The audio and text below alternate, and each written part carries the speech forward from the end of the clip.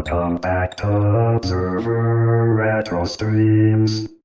This day, we take a detour to the realms of the modern with Senscape's Asylum. Watch for part 2 on April 12th, and observation by note code on April 26th. Stand by for admit is.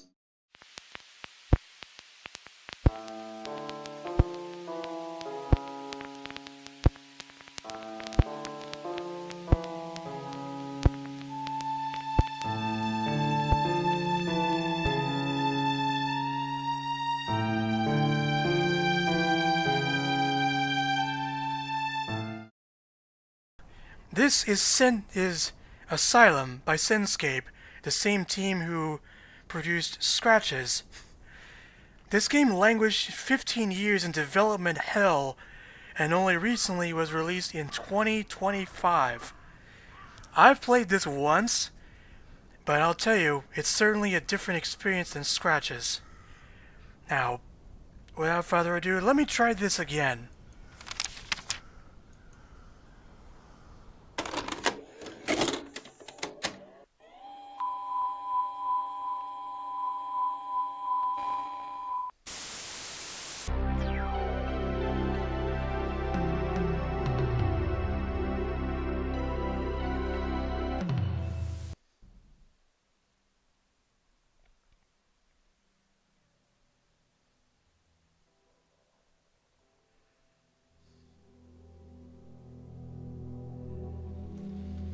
There I was, after all those years, at the threshold of a nightmarish place. I never thought I'd have the courage to return.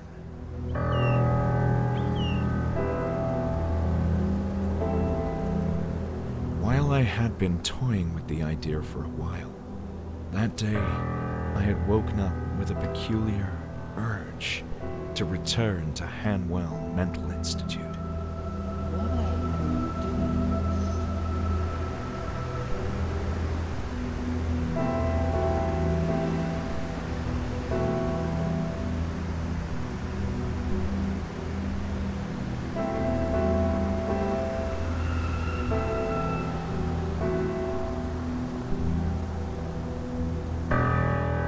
Of course, there was a strong reason to come here, but the circumstances that led me back to the Institute were oddly dreamlike, as if I wasn't in control of my own actions.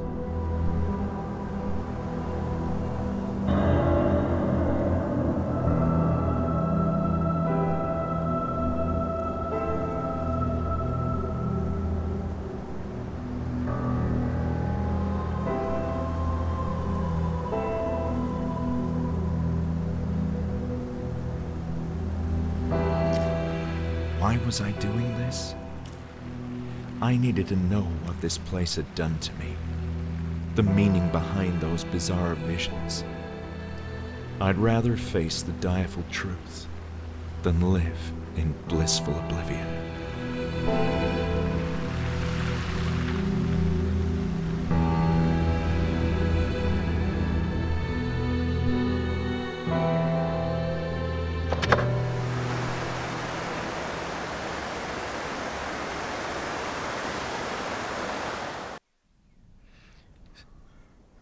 So that's our backstory. We're a former patient, and we're looking for answers as to what happened to this institute. So now's a good time to explain what the record book is from earlier. This is basically the in-universe justification for the menu.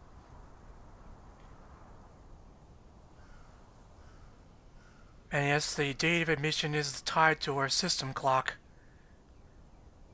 We have new game, load game, save, settings, credits. Logs will list the transcripts of conversations we've had with NPCs. And collections will be documents that we've found throughout the environment. Let me explain the settings a little bit. It actually lists the different settings as if they were medical symptoms.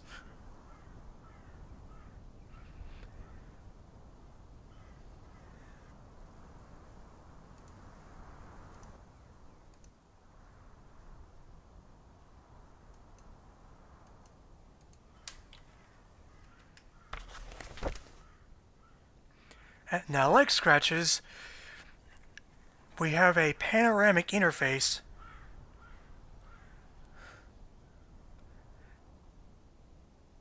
but this time, instead of a cursor always on the screen, the cursor will highlight when we pass over one of these circles.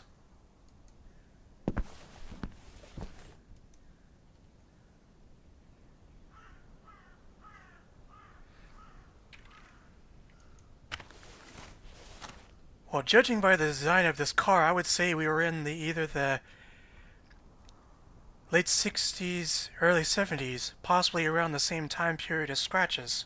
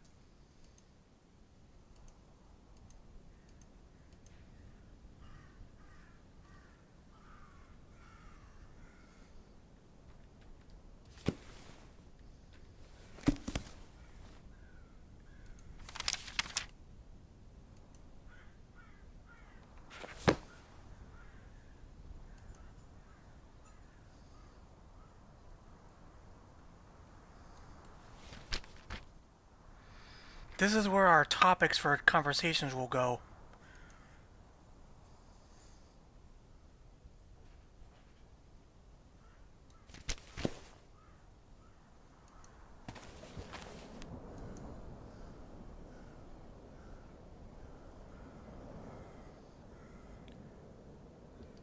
Yes, if we hold the middle mouse button, we can zoom.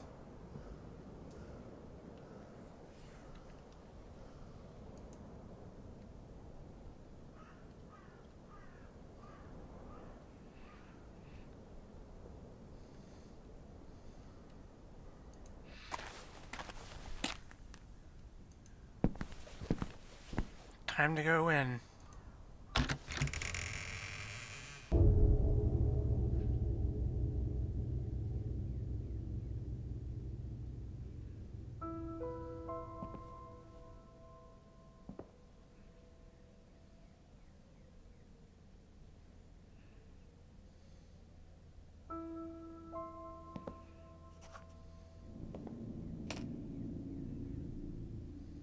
Welcome to the Hanwell Mental Institute. What can I do for you? I wasn't expecting to find anyone here. Oh? And why is that? Well, this is gonna sound a bit strange, but I thought this building was abandoned. As you can see, that's no longer the case. My name is Julia, and I'm the receptionist for the Institute. Why are you here? This is an awkward situation. I was hoping to take a look around the Institute. But you thought it was abandoned. Indeed, and that's why I thought nobody would mind. We certainly do mind. This is private property, you know. Hanwell Mental Institute was never abandoned, just closed to the public until recently. And still, deserted or not, it's not like just anyone can walk inside. You do realize that. This caught me completely by surprise. I'm not sure what to say. Well, you can start by explaining yourself. Why did you come here?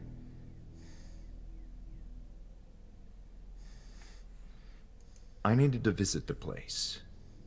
We have some history together. You'd need an appointment for that, and we aren't even scheduling them yet. Perhaps if I clarified my situation, you might consider making an exception? We'll see. Let's talk about why you're here.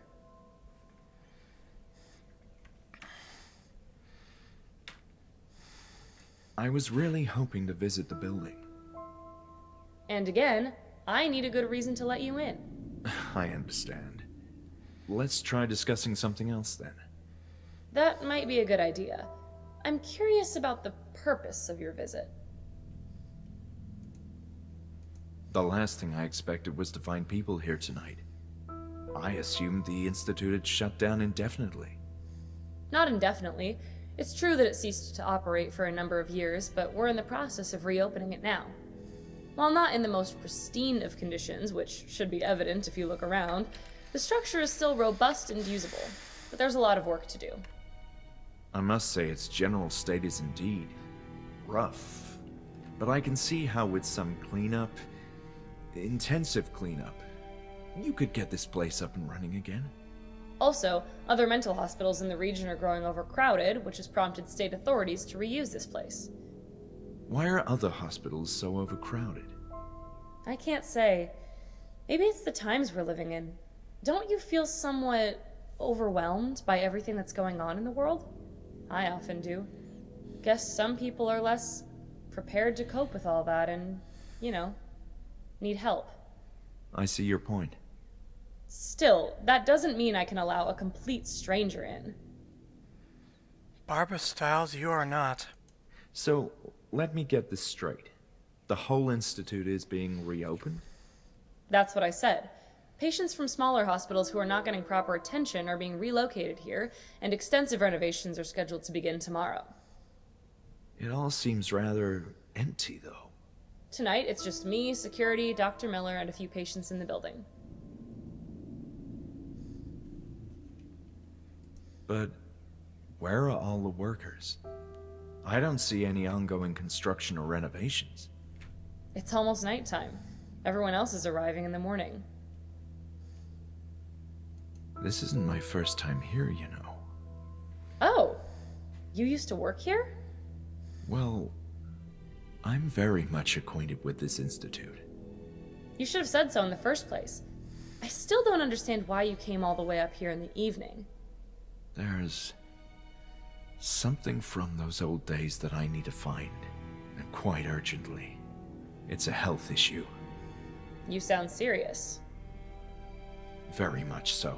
And you're looking for...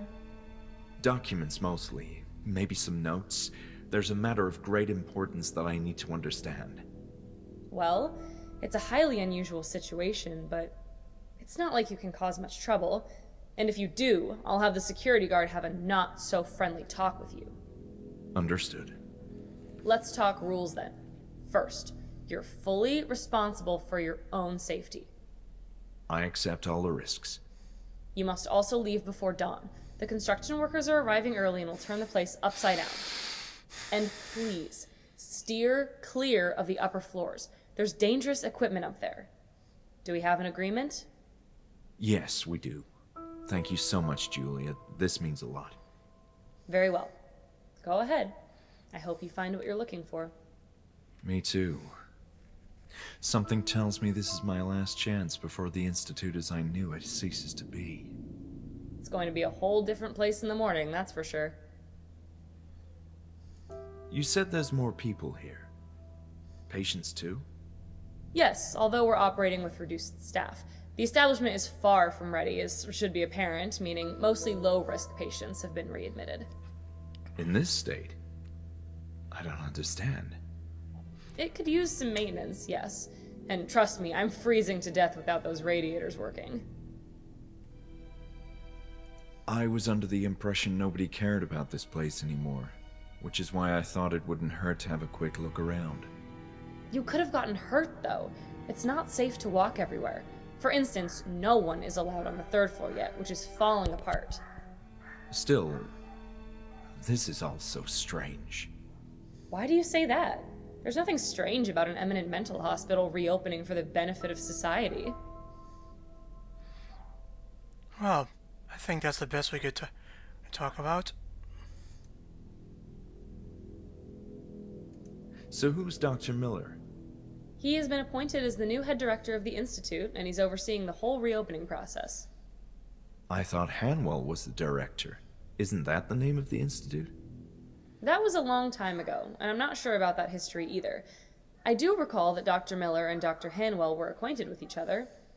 And I don't think Dr. Miller is planning to change the name of the Institute either, out of respect for Dr. Hanwell.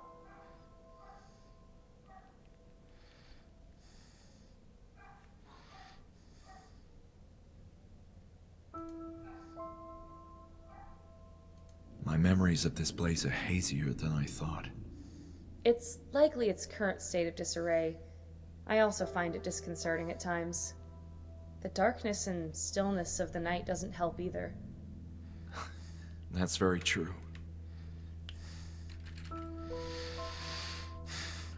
See you later, Julia. So that's our alibi. We're allowed to look around, but as far as I can tell, we aren't allowed to go upstairs.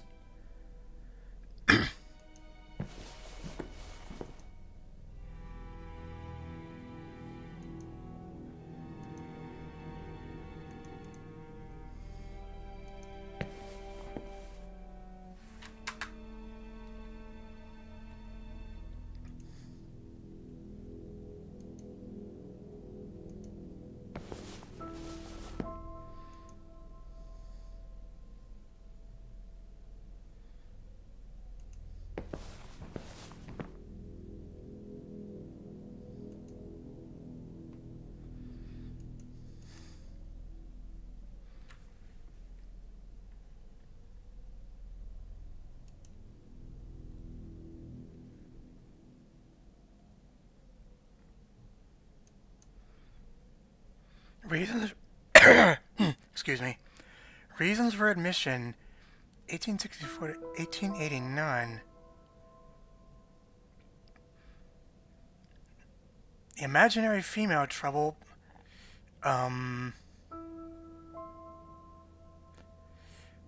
Overaction of the mind.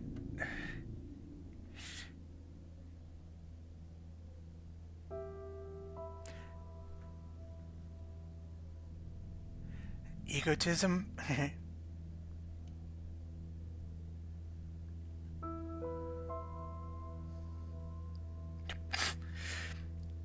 I see what you did there, Augustine.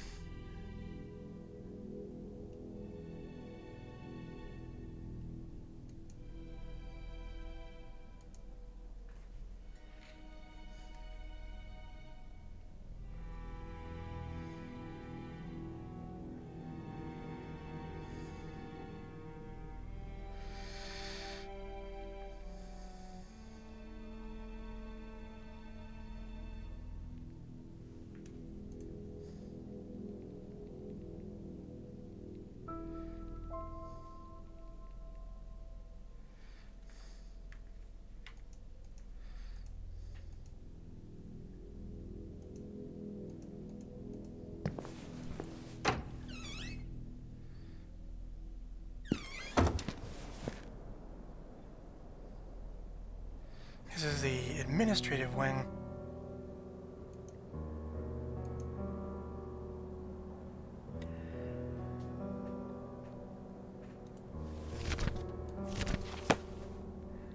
Medical School of Miskatonic University. This one too. Now that's a bad sign right there.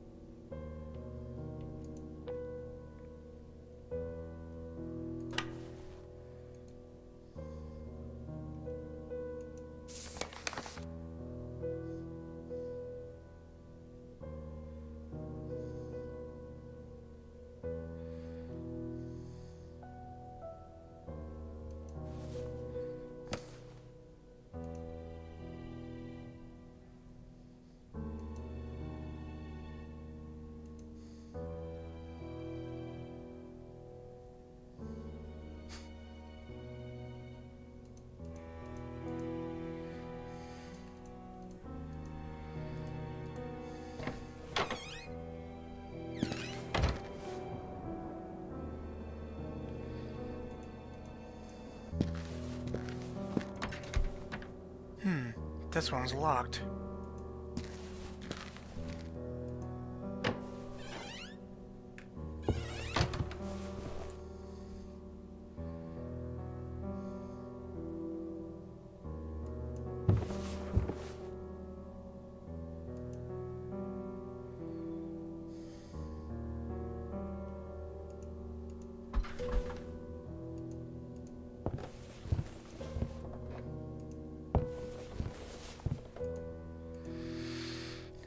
I'll say right off the bat that this game is going to have a lot of drawers to look through. Even if they don't have anything in them.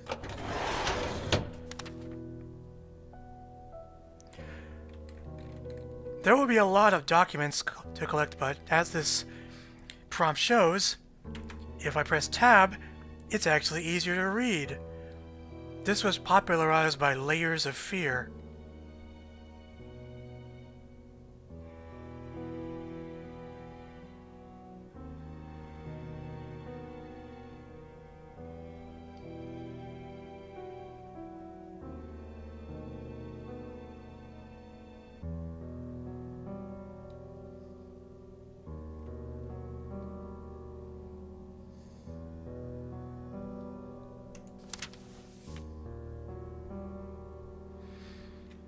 Wholly uninterested in the patients themselves and focused on the improvement of science.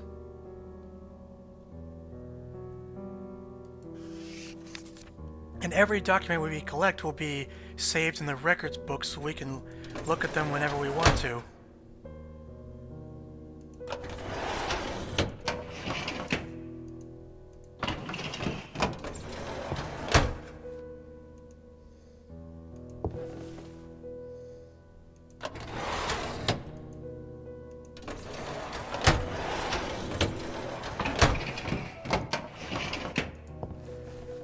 Odd use for a file cabinet.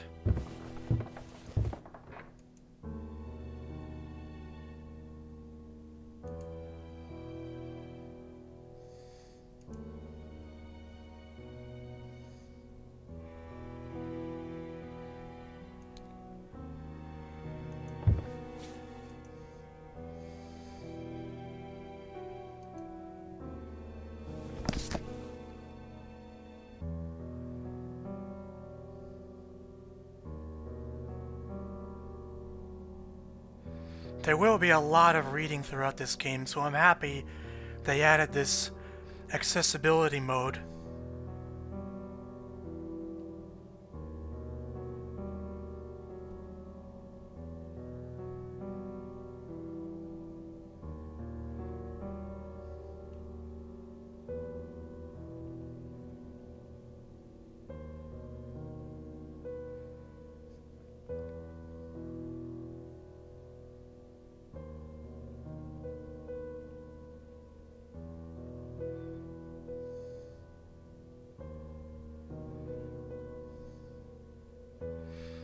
Rebecca is schizophrenic with no family or social life to speak of.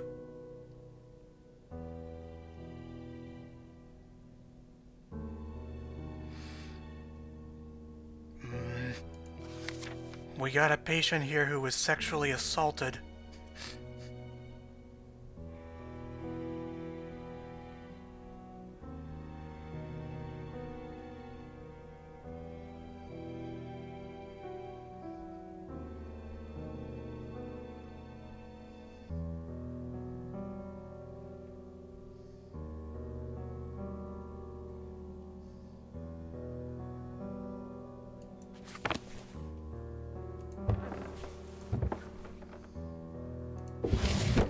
Ah, a tape recorder, which obviously means we need to find a tape somewhere.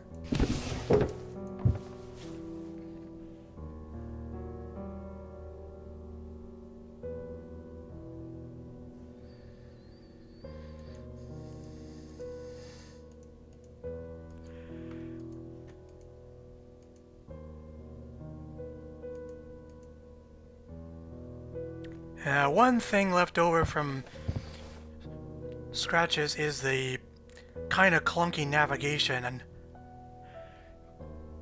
well, from the looks of things, this top drawer has a combination lock.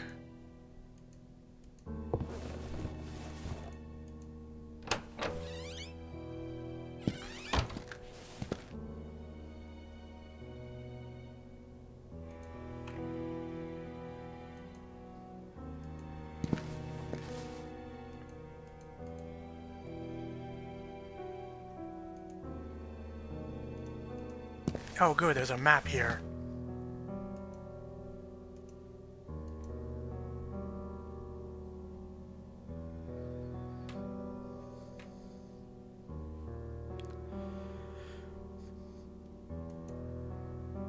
If you ever watch Session 9 or Shutter Island or movies like that, then you'll probably understand the vibe this is going for. And I need to check OBS one more time. Sound is good, and transitions are good. Okay.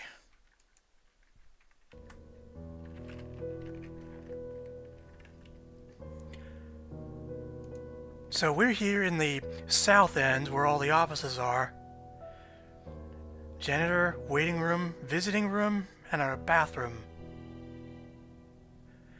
Yeah, they're going to call this the Kirkbride principle later on.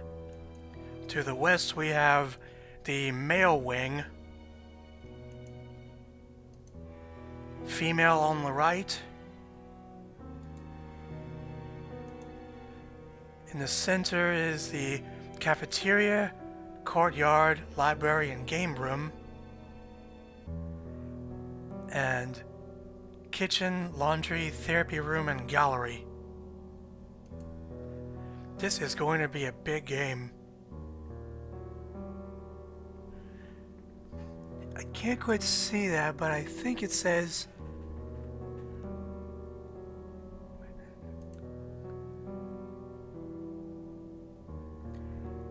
October 26, 1964, I think it says in the corner.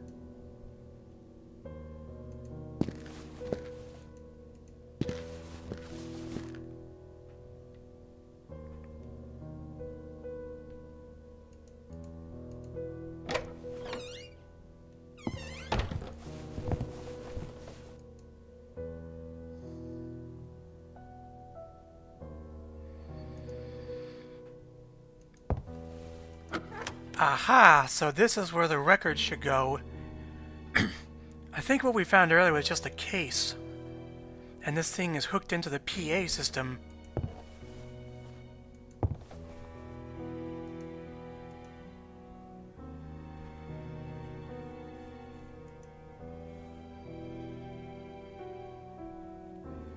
I get the feeling these names are just Kickstarter backers.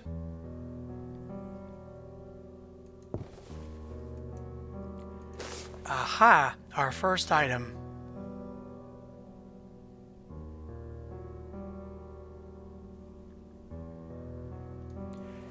So when the journal is open, we can examine an item, and when we get a prompt to use it, it'll pop up again.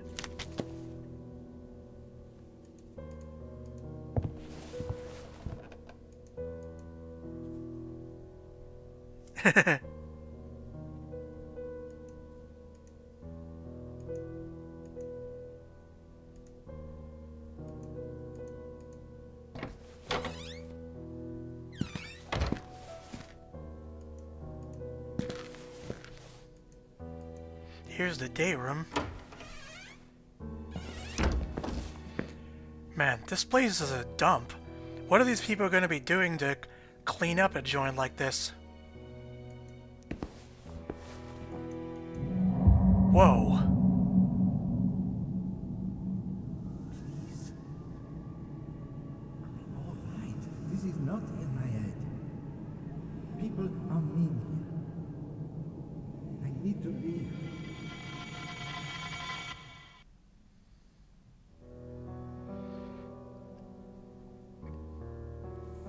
It seemed random, an involuntary fragment of my memory, unless there was a reason?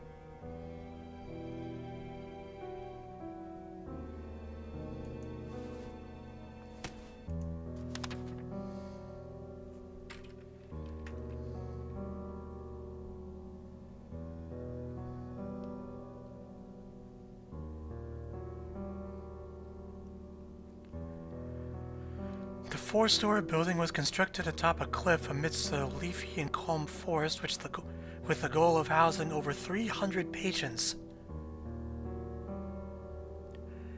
Any patient attempting to leave would have to descend a winding path down to the base of a mountain.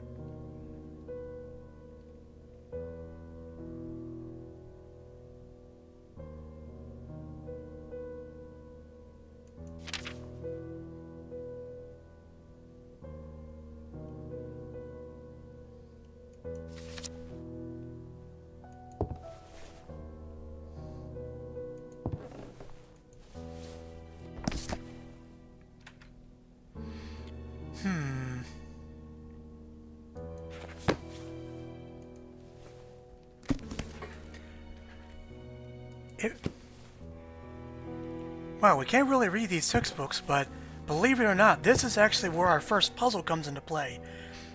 We're looking for the code to that filing cabinet, and well, this took me a bit to figure out, but the best way to find someone's safe code is to look through their trash. And where other to look for trash than the janitor closet?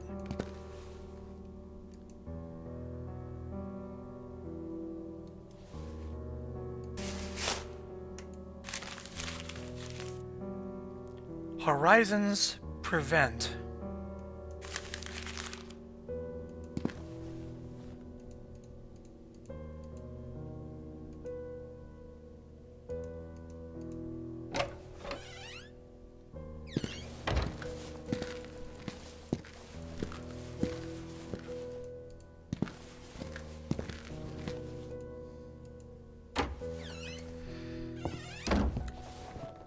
It may not be as straightforward as it seems, but those two phrases are actually part of a book cipher.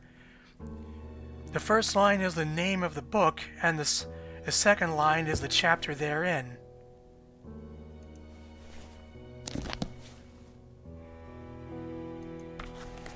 And so that means it would be this one, Horizons of Anthropology.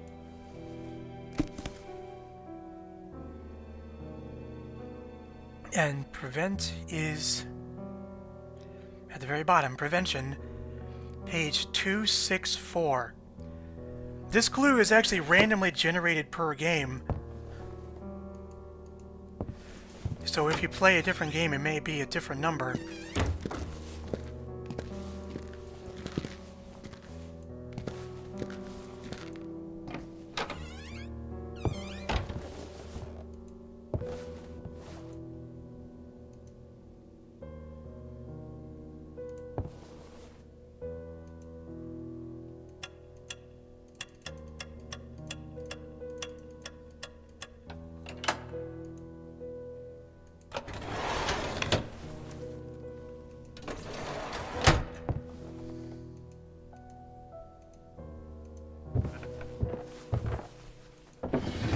The thing about this inventory is that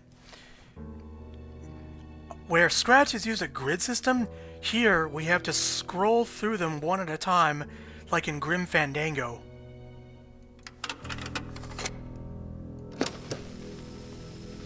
Earlier this morning I used foul language in reprimanding a clumsy nurse who forgot to lock the door to the female wing.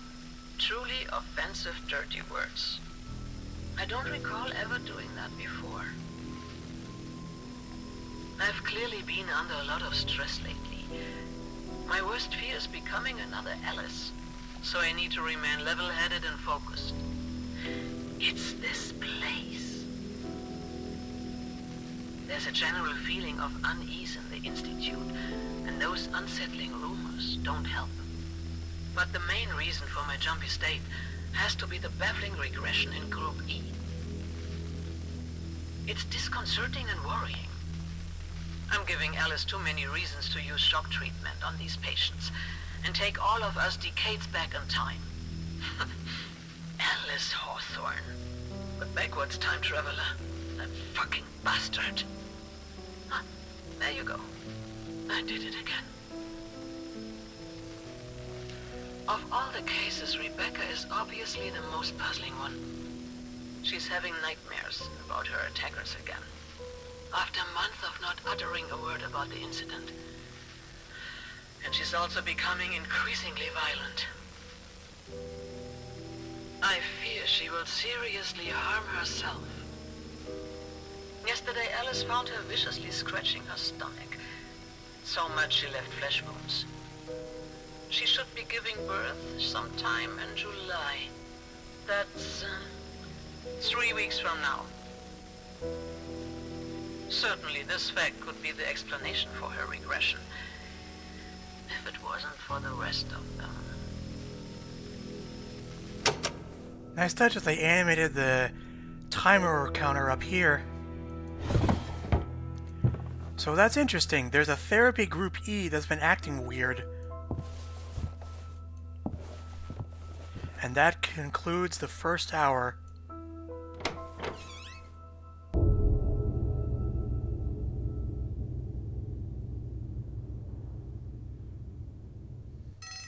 Julia, it's Bruno.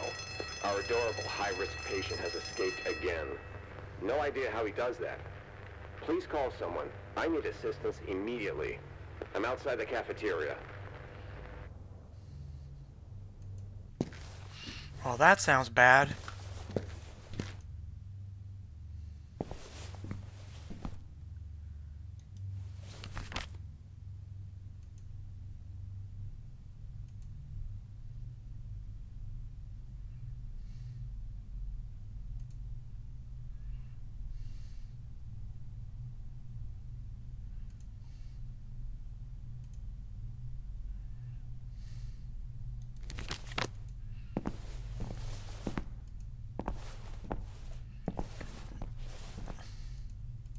Hold on. Who the hell are you? I'm just looking around. You what? Does this look like a shopping mall to you? I spoke with Julia, and she gave me permission. You don't need to worry about me. This place. It's unbelievable. Am I the only one taking my job seriously? Well, Look, it doesn't matter. I have enough on my plate with this patient on the loose. Just be on your way. Patient on the loose? Yeah, I managed to lock him inside the cafeteria. See for yourself.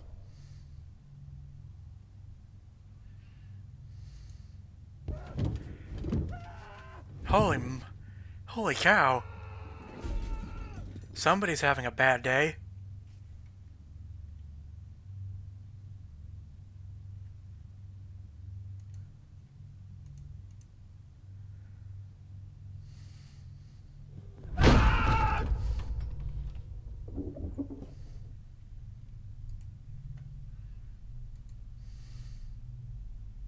I see what you mean. That guy seems dangerous. Dangerous? He's a flaming demon. He's tearing down the whole place. At this rate, there won't be a cafeteria in the morning. You do seem busy, but can I ask some questions anyway? Sure, whatever. The name's Bruno.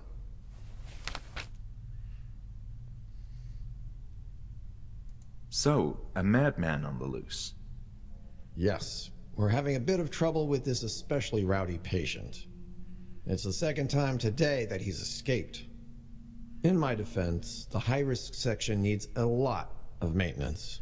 Low risk is in somewhat better shape, sans the atmosphere of impending doom. But high risk needs some intensive work, pronto. That doesn't inspire much confidence, though. Welcome to my world. Be thankful there's only one high-risk patient admitted at the moment. Yikes. Yeah, I've actually read the developer notes on this game, and it mentions a cut line where the locks on the doors in the high-risk ward are so poor they keep breaking on their own. I understand patients are being relocated. That's the plan, yes. Relocated from where? Man, I don't know. Places. Other institutes that are too crowded. The world is a madhouse these days. What do you expect? Do you at least know if they are old or new patients? I don't, and that's not information I could openly share anyway. Tonight, there are very few patients admitted. Tomorrow, they're bringing more. I'd like to tell you why I'm here. You see... Let me stop you right there. Not my problem. If Julia said it was okay for you to be here, then it's fine. You're not even curious? Do I look like the kind of person who pursues answers, knowledge, meaning? What? Exactly. Does the term Group E ring a bell, Bruno? Nah. Is that a therapy group? I believe so, yes. I'm trying to find more information about it. The archived documents in this place are a complete mess, so good luck with that. But why is that? Why is everything here in such a state of disarray? Yeah. I don't know much about it, except that it was well before my time here. That's past history now.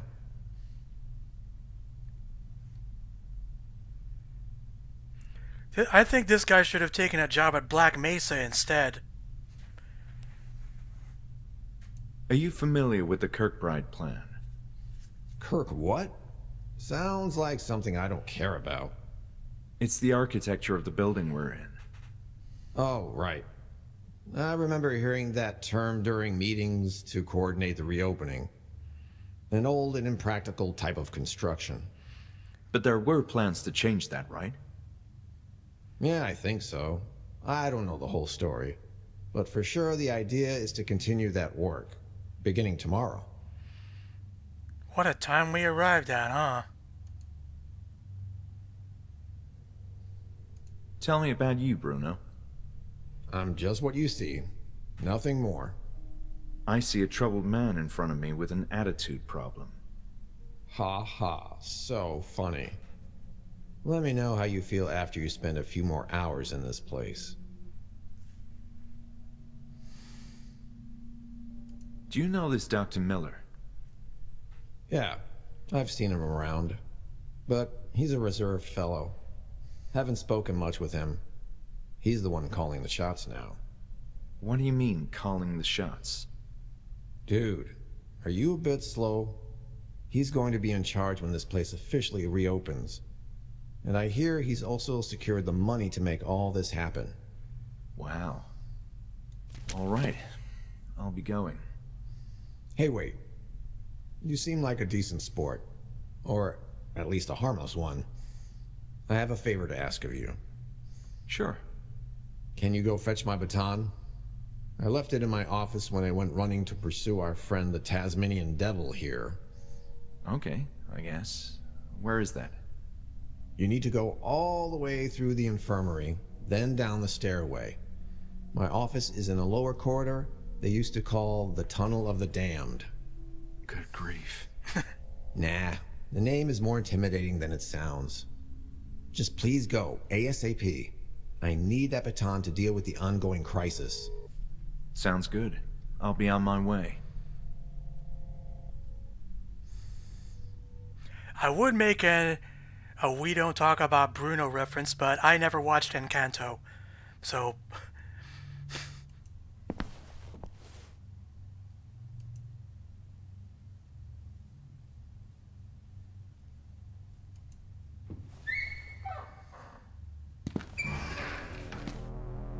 Good gravy, this place is a mess.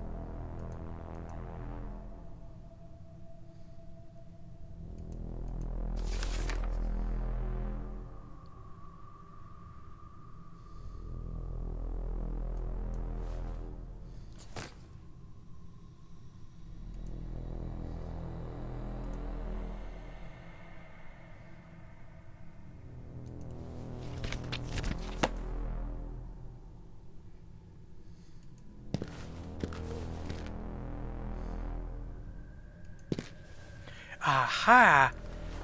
There are the records.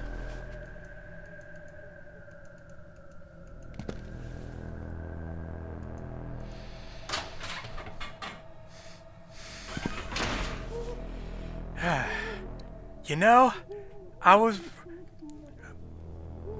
always wanted to say, one insane asylum looks much like another. You could take Jacob Singer from Jacob's Ladder, Baby Doll from Sucker Punch, Max Lawton from the game Sanitarium, or Curtis Craig from the game Phantasmagoria 2.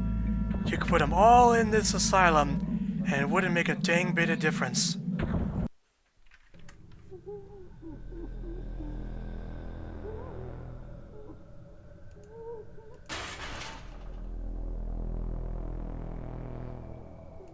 Not going this way, I guess.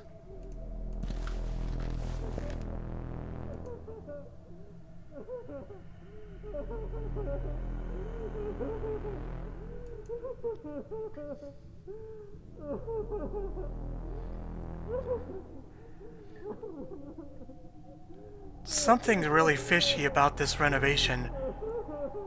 Why would you transfer patients to an environment even worse than what they were already taken from?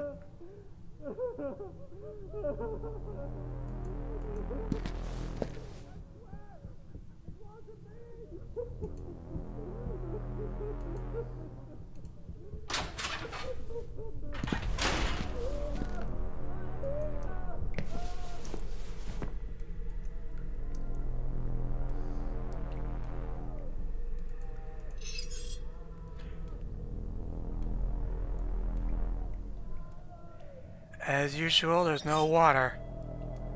and the mirror's too grimy to show a reflection. Hold on a minute. Anyone recognize this teddy bear? I do.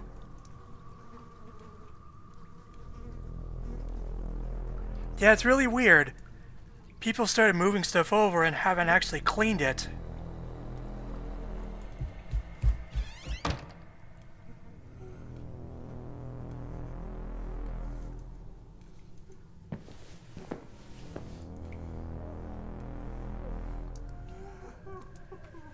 I think I know who this is, but, well, I can't really say it, but if you've played Scratches, you'll know.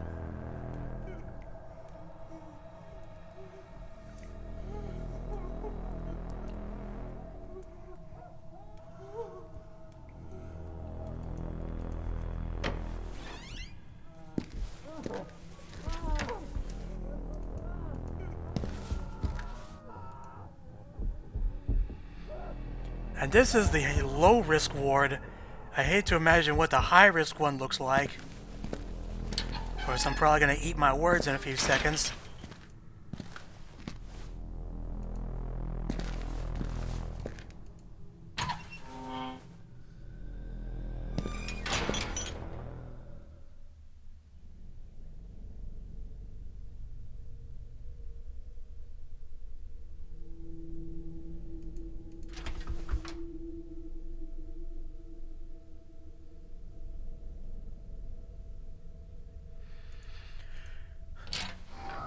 Well, this must be Bruno's office, all right.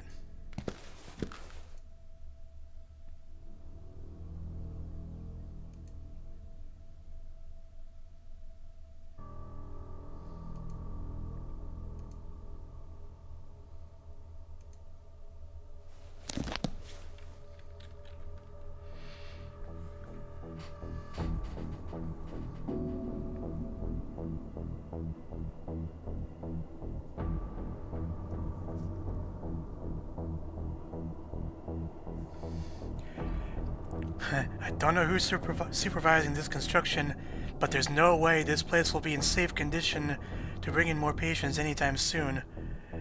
Glad I'm not the only one thinking this. This whole thing is way, way, way too rushed. You don't need to bring in a dangerous psychopath to test the security of the facilities. Just being here 5 minutes will tell you all you need to know.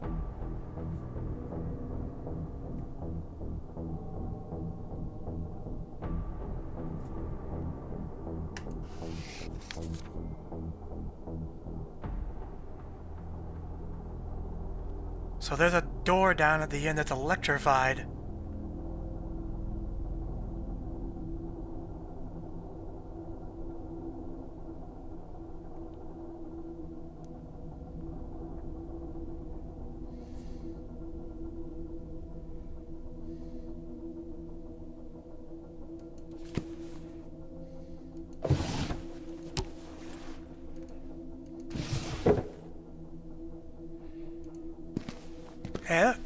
Keys.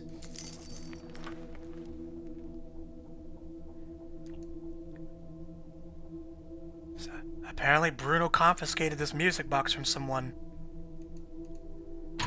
So while we're down here, we may as well visit the scene of the crime.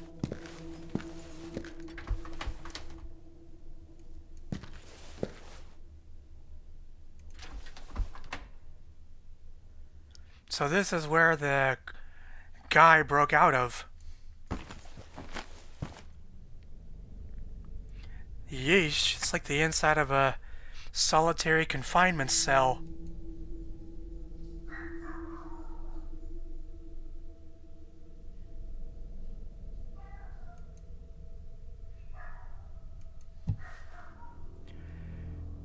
Looks like a small zither. This is actually a clue. All those record cases we've been finding, each one lists a different kind of instrumental song, so maybe one of those tracks will actually help calm the guy down. Again, there will be a different instrument in here on every playthrough.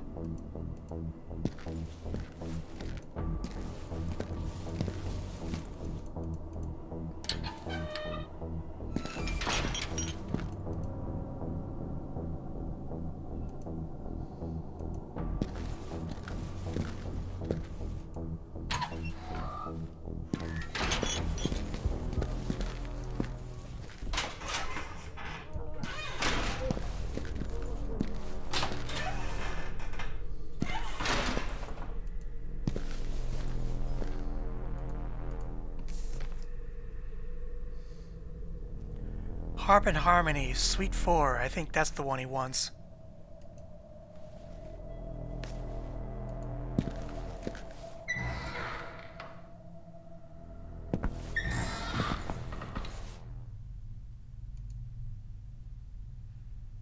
Well, you brought my baton. Someone who's actually helpful in this godforsaken chunk of concrete. Don't mention it. It was easy to find with your directions.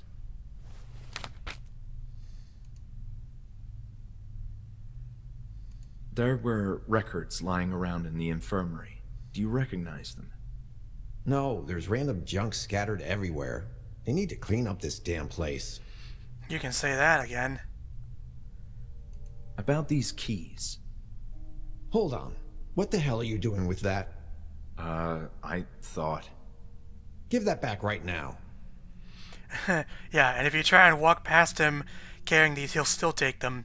So, we can't use these keys. Yet. I'm done for now. Bye.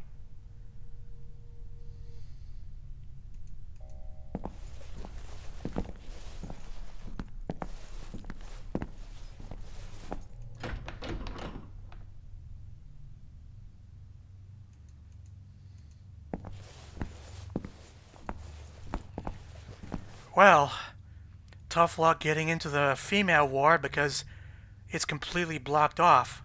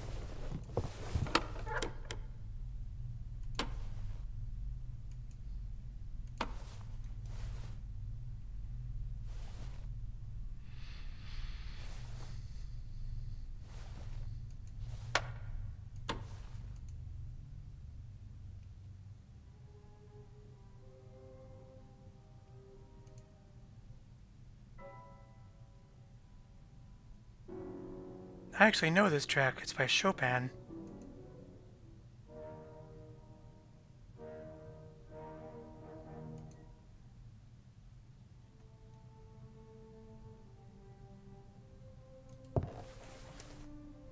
So now that it's playing over the speakers, maybe our friend will hear it.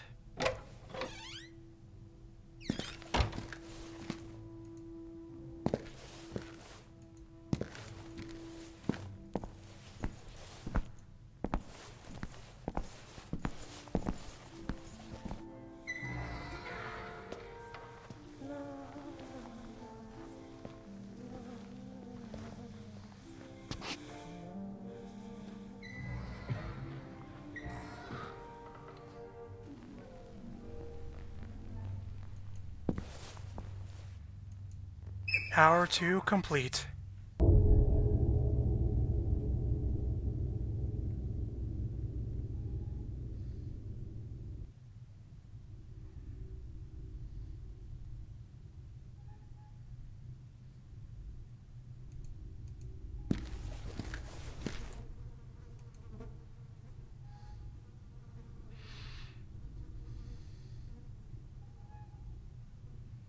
If I'm not saying much, it's that this game really has kind of a captivating atmosphere.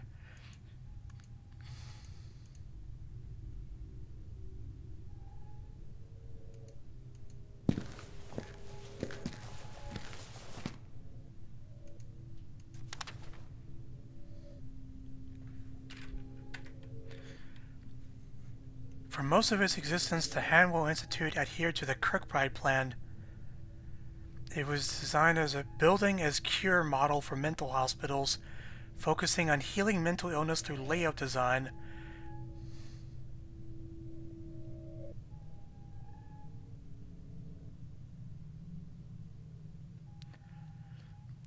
Sections of rooms branching from a central structure, allowing each area to benefit from exposure to natural light and air circulation.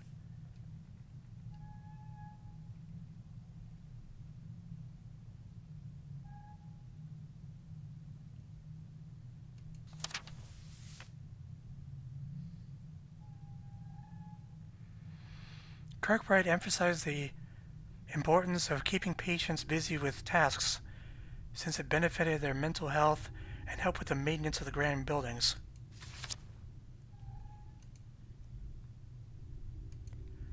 Was that a mug inside the speaker? Nice shot.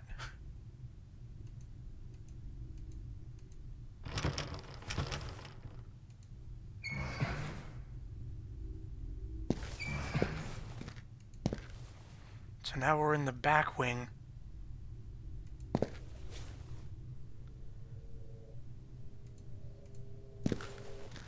No luck with the kitchen.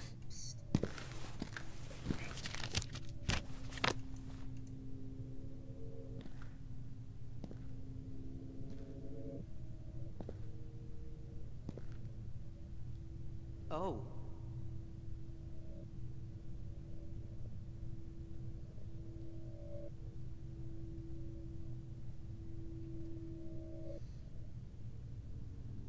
Hi.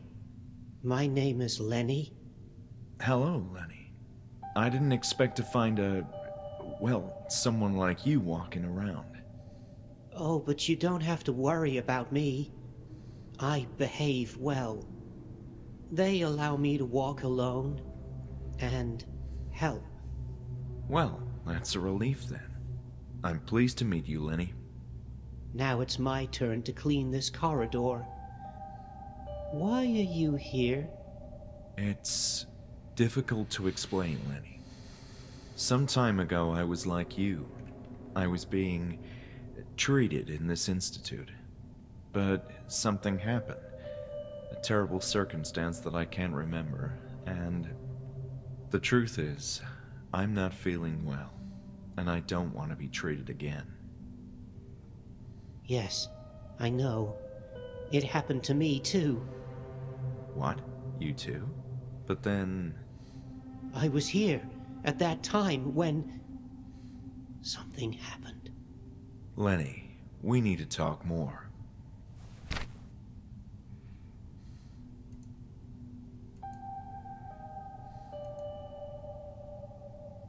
Lenny, I'm looking for the therapy room. Yes, it's... Oh, then if you would just let me... No, you can't go. What do you mean? I'm cleaning the corridor. Okay, I'll just step right here, carefully, and avoid... No, no, you'll ruin everything! Fine. Please, don't scream. Okay, it seems Lenny takes his cleaning very seriously.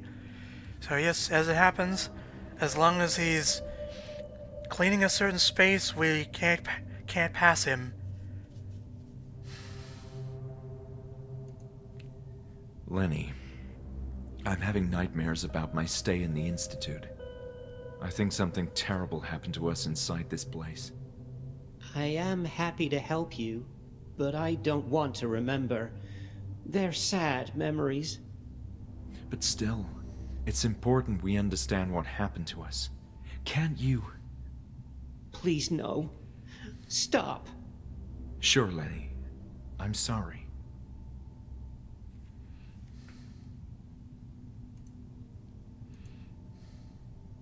The building is surprisingly deserted, isn't it? It is. There aren't many like me, and I'm the only one who helps. Do you know if there are more like you coming? No. Sorry. I'm looking for details about a particular therapy group. Therapy? Well, my suspicion is that patients who participated in a series of therapy sessions were somehow connected to the circumstances that led to the closure of the Institute. Does this sound familiar to you? Therapy groups. Yes. I remember them. I had many friends back then. You do remember? I remember the sessions. We were all there. They called us Team E. Hold on. Did you mean Group E? Yes, that's it. But wait, you were saying that you were in Group E during the sessions? Yes. I remember the letter E very well when they called us, and, Dr. Anne. This is extraordinary, Lenny. Now we need to understand who else belonged in Group E.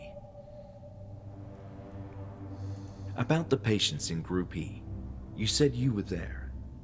Yes, there were a few of us. Dr. Anne spoke often and encouraged everyone to speak too. At first it was nice. We enjoyed sitting next to each other. I think I remember you. What?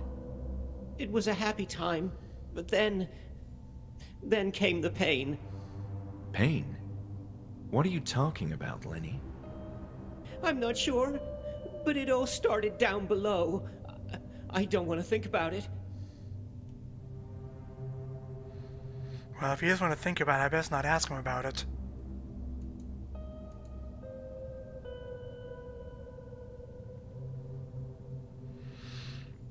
Bruno's been a bit suspicious of this guy, so... What do you think about Bruno? Who is that? I'm referring to the security guard. Oh, that man. I didn't know his name. We saw each other a number of times, but we don't speak. I think he's mean. Yes, he does seem to have a bit of an attitude. I think that's enough. Well, Lenny, it was nice talking to you. I'll be on my way. Wait, you said you wanted to know what happened? That's right. I came here looking for answers. Oh, I don't like these memories, but it all started down below. Down below? Yes. I've been trying to forget, but if you want answers, you should go there. Well, given he has to clean this space, I guess we'll do as asked. Looks like the second floor is cut off, but Julia didn't want us to go this way anyway.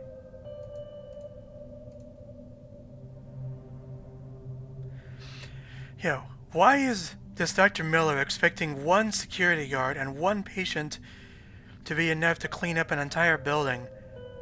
Something's fishy, and it's not my deodorant. Just kidding, that was a Spy Fox reference. She didn't say anything about going down below.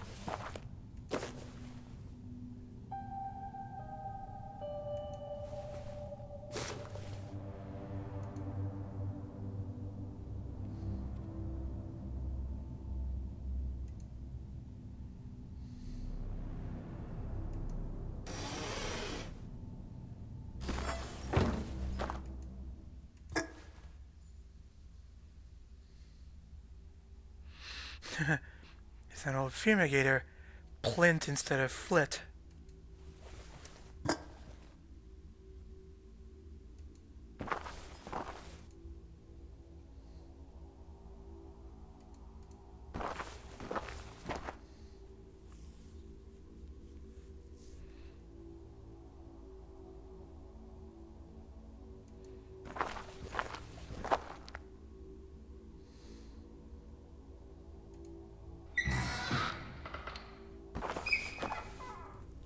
Great, the boiler room.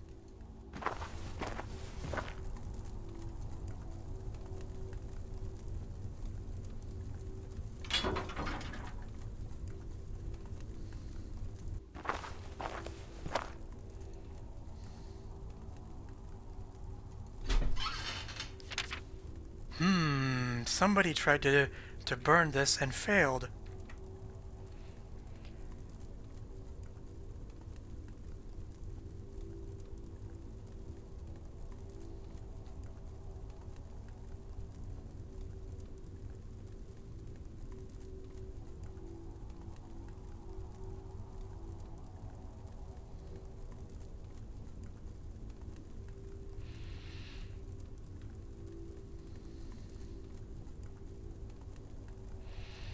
Doubt the failure of Walter's invention hit him hard. He used to be keener on progress and the adoption of modern technologies, but something changed.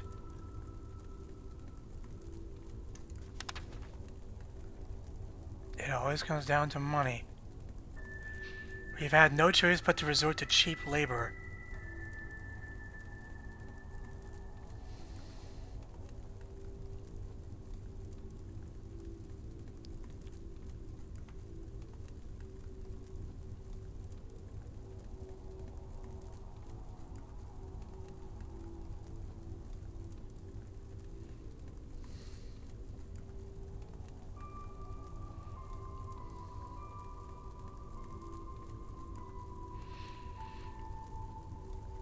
So they're using a patient group as labor. They're all lunatics. Their word carries no weight compared to ours.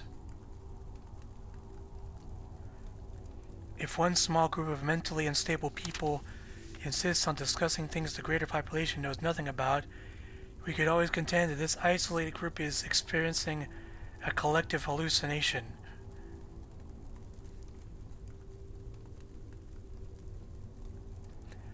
One of the patients mentioned an odd smell emanating from the newly opened tunnel.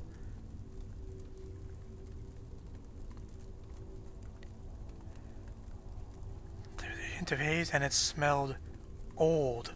Some kind of ancient, highly concentrated, earthy smell. I instructed the patient Leonard to strike that wall, which wedged open the crevice, which released a stream of fumes.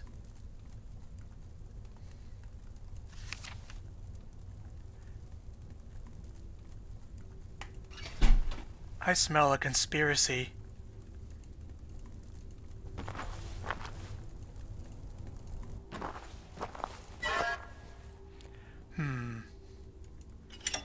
Oh, that's not...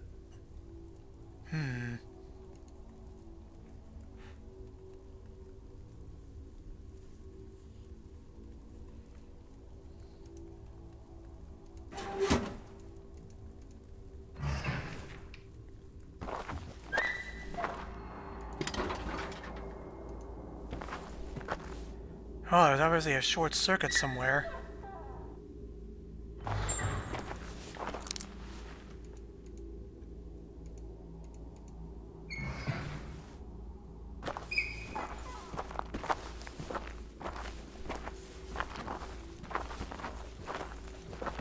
Yep, that must be it.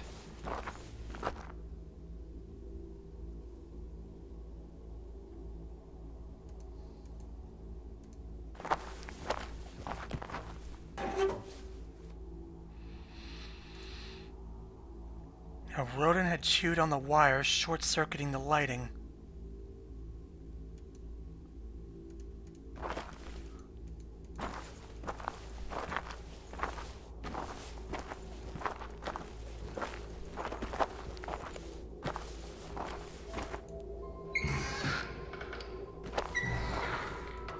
Thankfully, there is emergency power.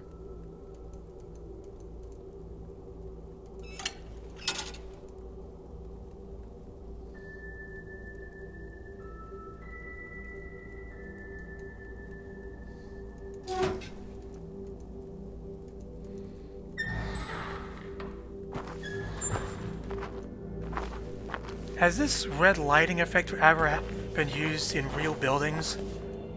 I've heard they don't do that on submarines.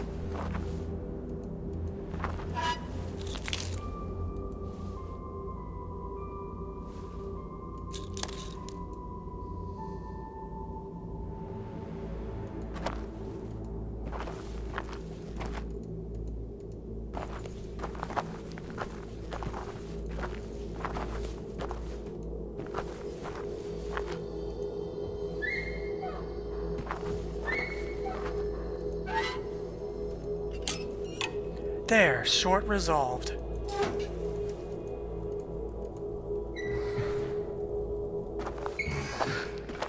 Now we can look in these other doors.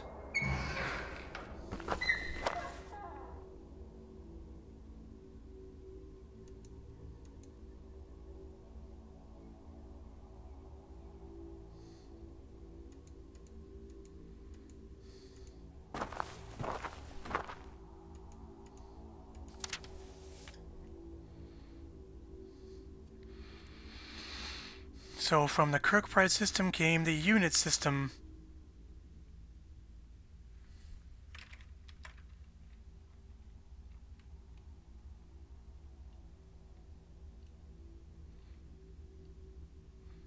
Maintenance expenses and budget cuts spelled doom for the Kirkbride plan.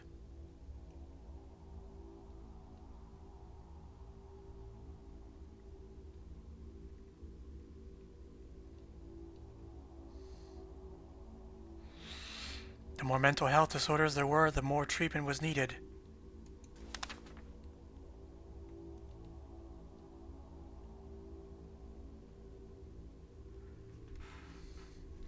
Instead of a single sprawling building, the various departments in such establishments would be separated into smaller, discrete structures. The purely administrative building would have no connection to one housing patients, and they resorted to utilitarian underground tunnels connecting buildings. This is sort of how real mental hospitals work today.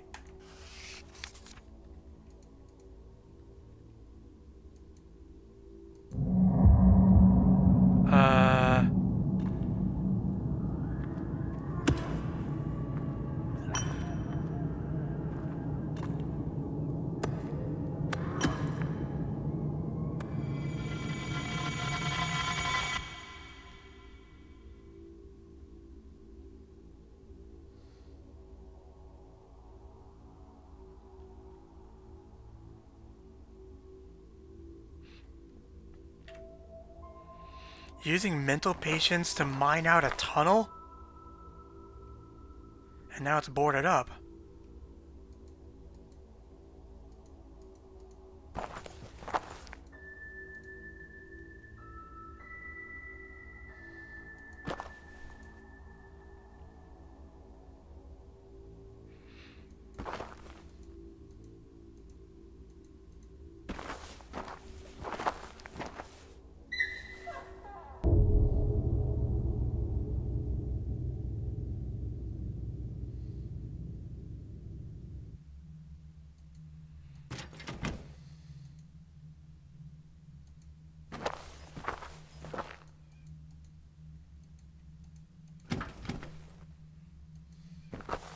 Yeah, there's a lot of doors we'll never open in this place.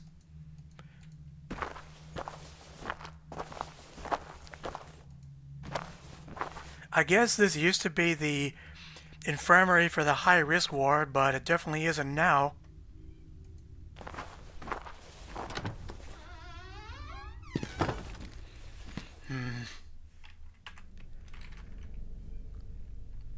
You know, I'm half expecting Andy Hoyos to jump out screaming, "Disco dance, disco dance, disco dance."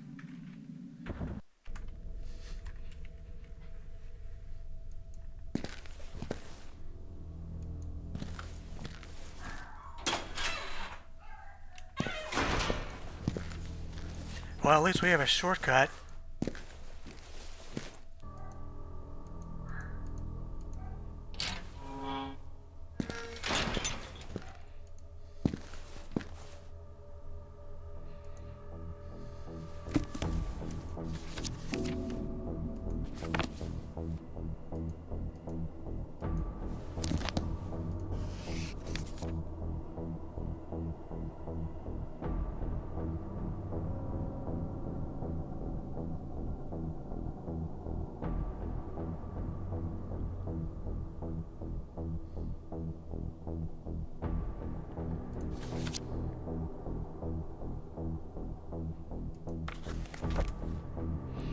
So Bruno gave the music box back to the high-risk guy. I hate to do this, but we need his keys.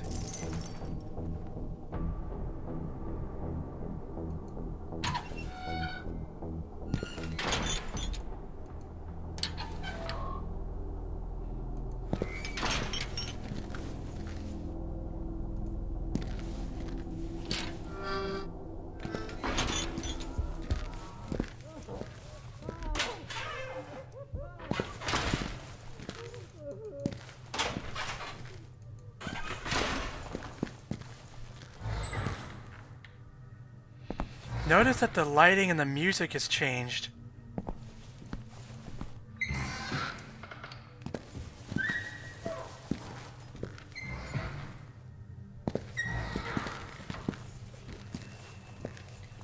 Yep, Lenny's gone now.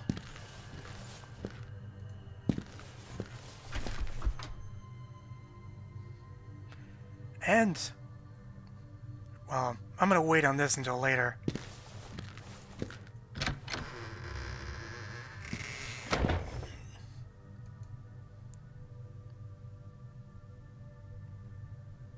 So this is the gallery, huh?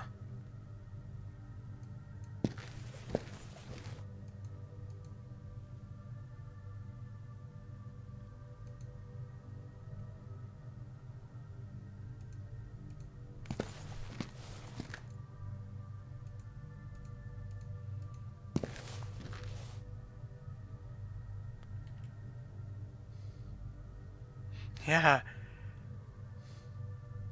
Who would put a painting of a woman's heart cut open on display? This is weirder than the Blackwood Manor.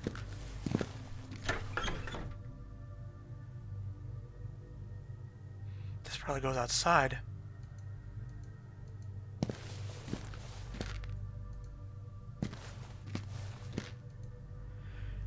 So that's Ellis Hawthorne, huh?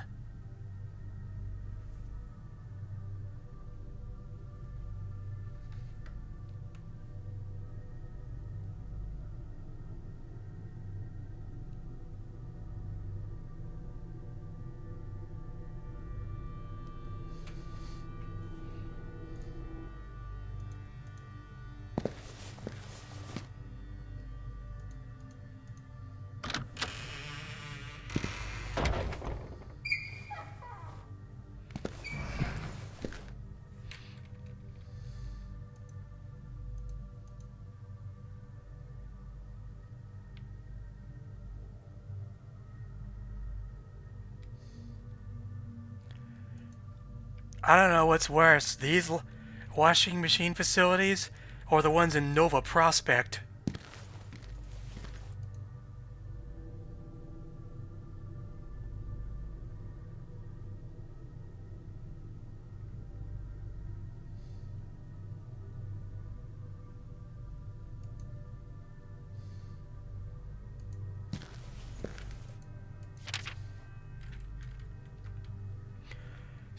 Section 9, Unsettling Rumors.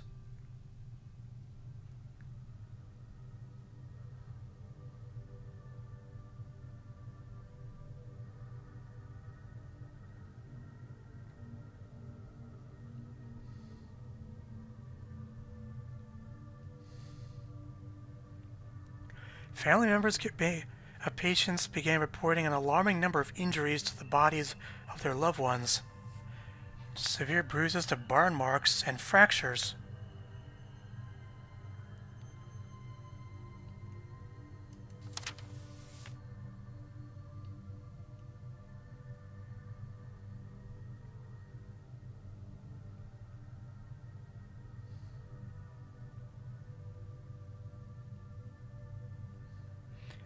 The most chilling rumor of them all was that patients were being deliberately subjected to various forms of torture.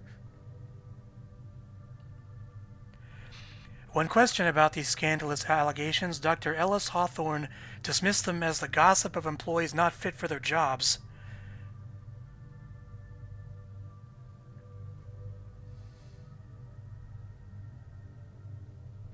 I think I'm starting to see why this place closed down.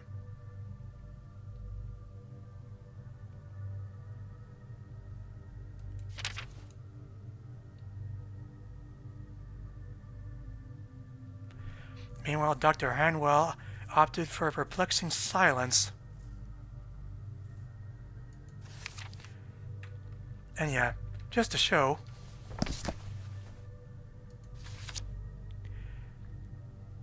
we've collected 5 out of 10 topics just for this subgroup about the hospital.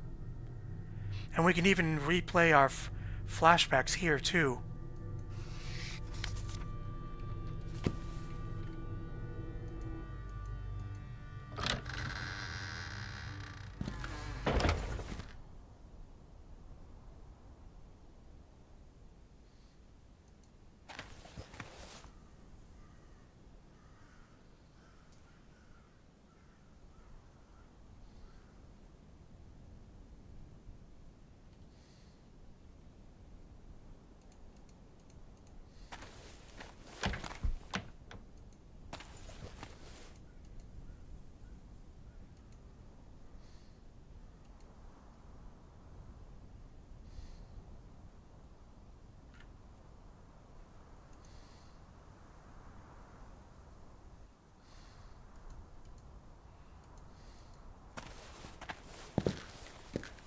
Well, well. Now I know what was holding this door shut. Oh, it fell apart. Well, at least we have another shortcut.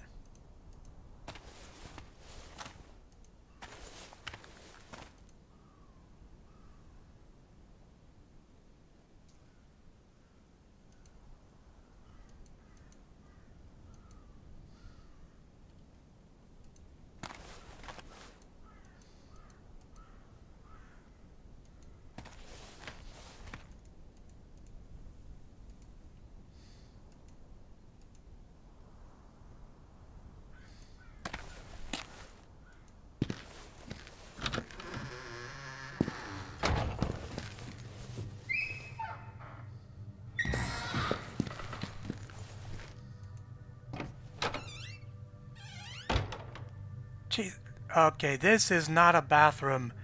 I assume it must have been at one time, but this is in just shambles.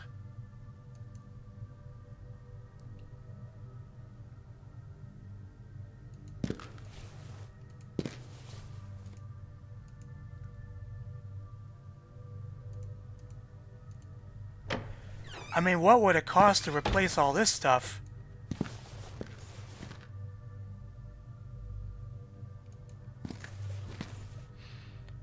This must be the therapy room, but I'm going to look a little more.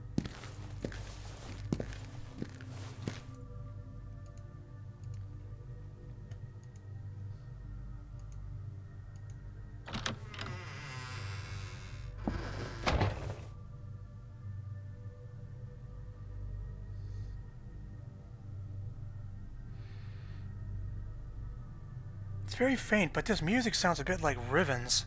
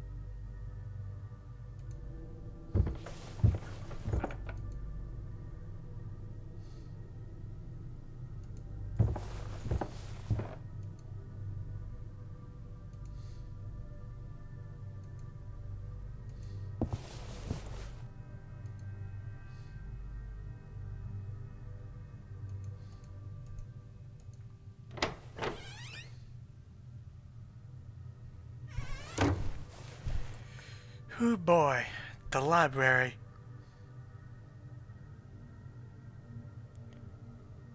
There's actually only a few books that are readable because this place is completely disorganized.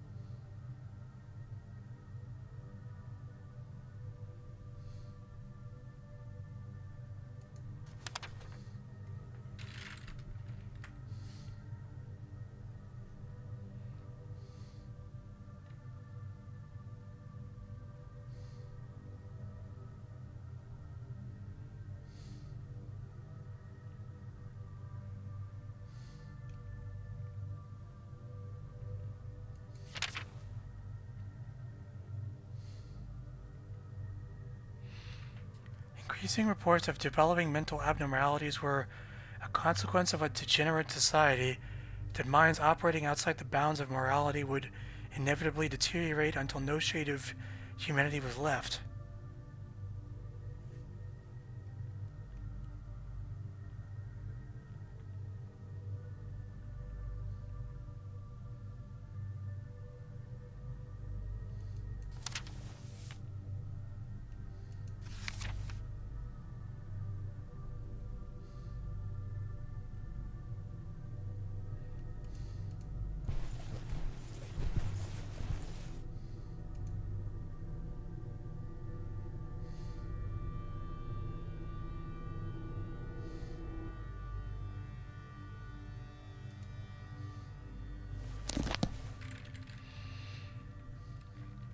This seems to be a personal anecdote from Dr. Hanwell himself. Secrets of the Mind.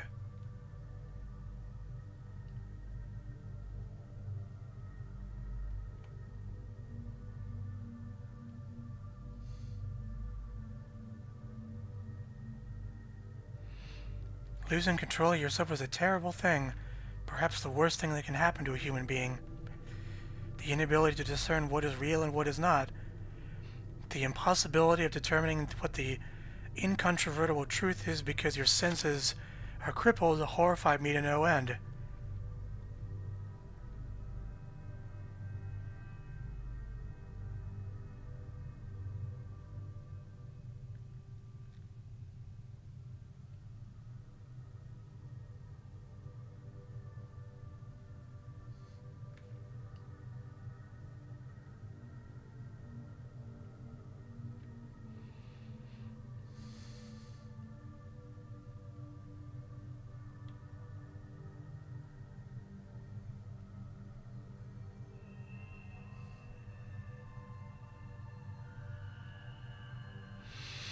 Hanwell Institute's purpose is to house the largest number of patients in any building of its kind to date. A thriving community is key for mentally ill people to succeed in hopes of being reintegrated into society. Noble goals, but I'm getting a very for science vibe from this Hanwell.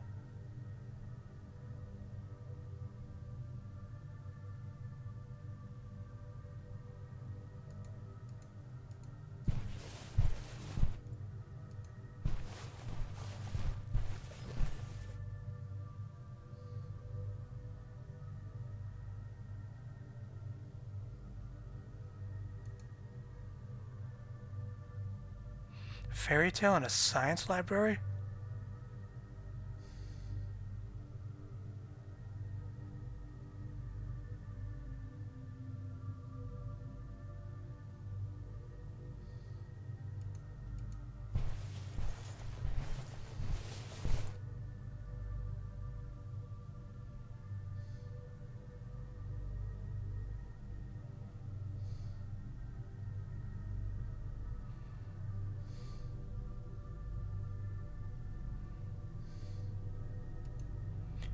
Old unpublished manual about some kind of biopsy machine.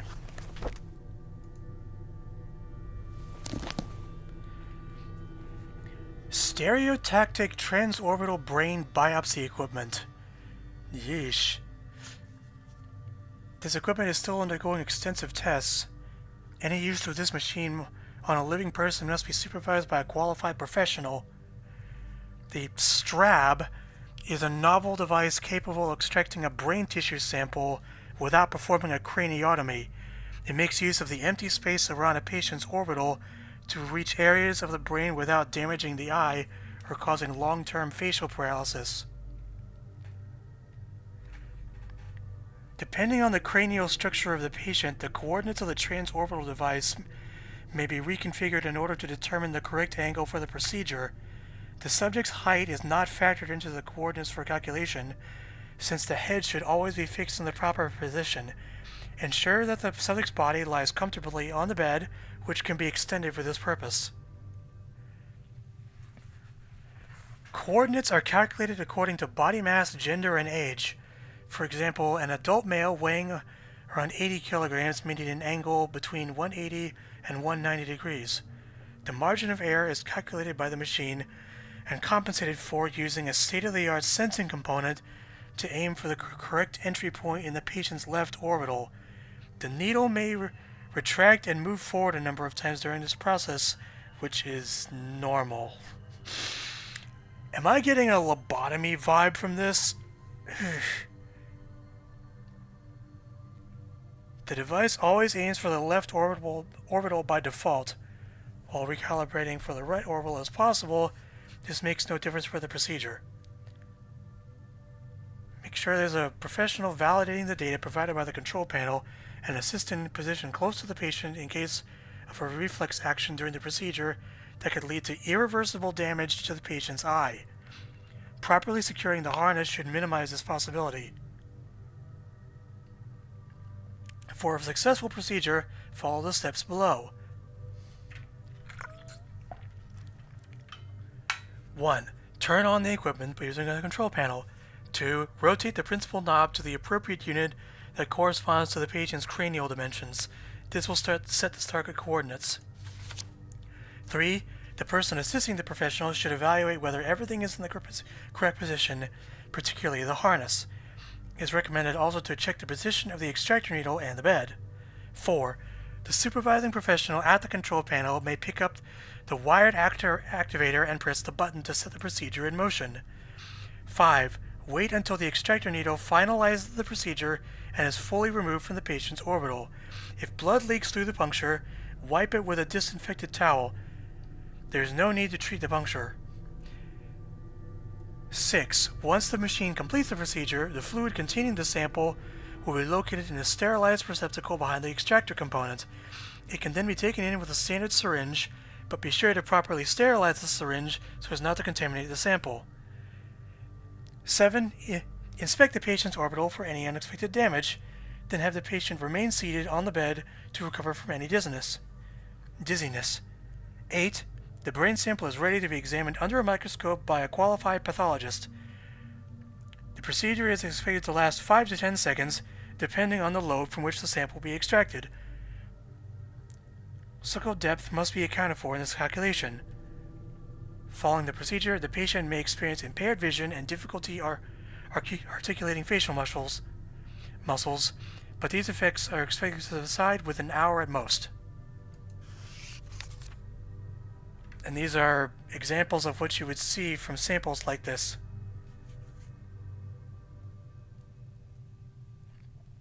The one at the bottom is most interesting. It's an unidentified brain tumor. From the sound of that, I don't think that's fluff. That sounds like something we're going to have to use for a future puzzle. And I hope I don't have to do it in this part.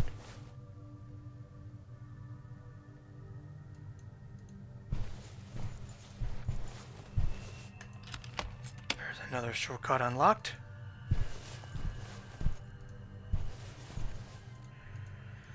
So to make a TLDR for that manual, that was about a surgery machine designed to extract a brain sample through the eye socket. I'm not looking forward to that.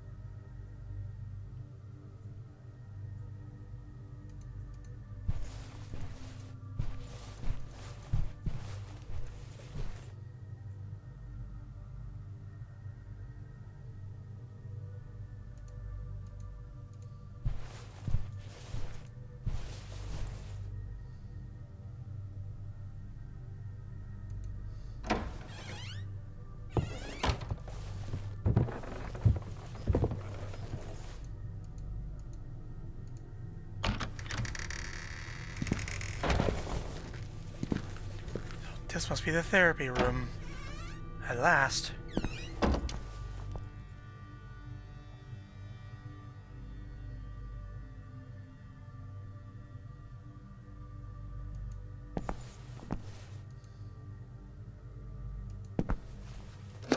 Since the renovation of the Institute began, more patients have become agitated and difficult to manage, as if it was the architecture of their own bodies being reconfigured.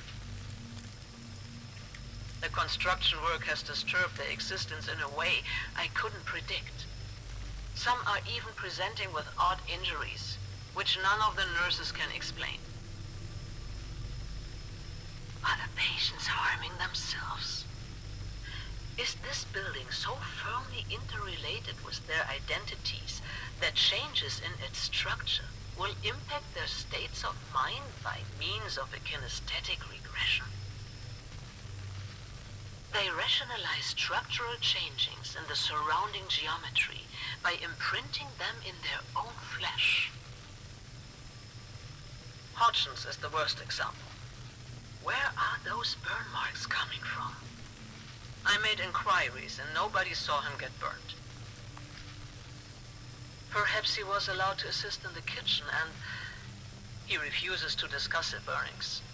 And knowing how much the subject terrifies him, I did not press him further. But the scars are disturbing other patients in Group E.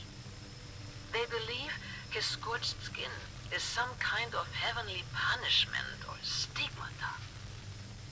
And they're all going to suffer the same fate. This is ridiculous and degrading. They were my best group, my most remarkable achievement. Yet no one gives a damn. I swallowed my pride and consulted directly with Alice. But the pompous asshole suggested it was my inexperience at fault, my responsibility to ensure the safety of patients. So what the hell are you supposed to do then? Instead of hiding in your office, do something about your staff. You tell him. And when the moron isn't jerking off at his desk, he supervises the construction work. Why is a psychiatrist so deeply involved with the conversion to the unit system? None of this makes sense. I hate myself for losing my mind. Every therapy session is now a burden. I need to reconnect with the patients. They must tell me more. Lenny is still more forthcoming than the rest, but he won't say a word about the bruises. And Hodgson's, how did you burn yourself like that? If not the kitchen, the only other place. No. Impossible. They're not allowed down there. So at least Dr. Ebbesbaker knows something's going on.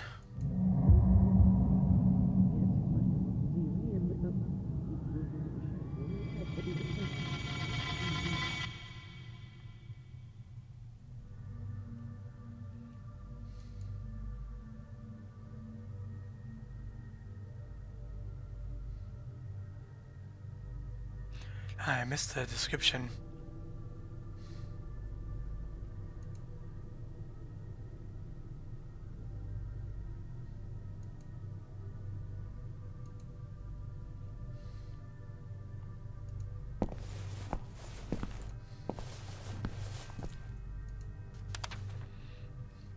Well, it's a progress report on the different groups.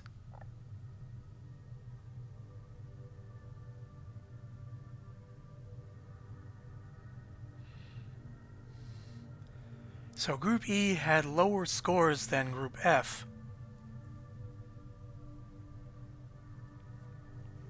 But why?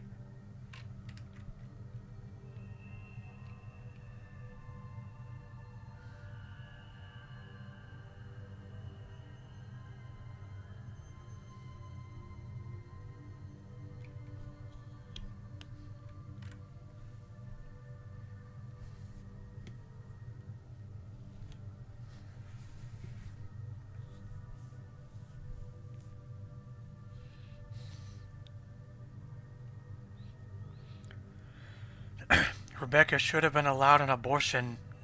No crud.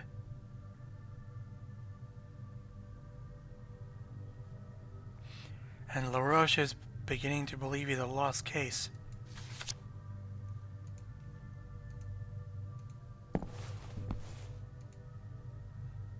Well, an old projector. Oh, we get to learn about this LaRoche. He's from a family of French immigrants.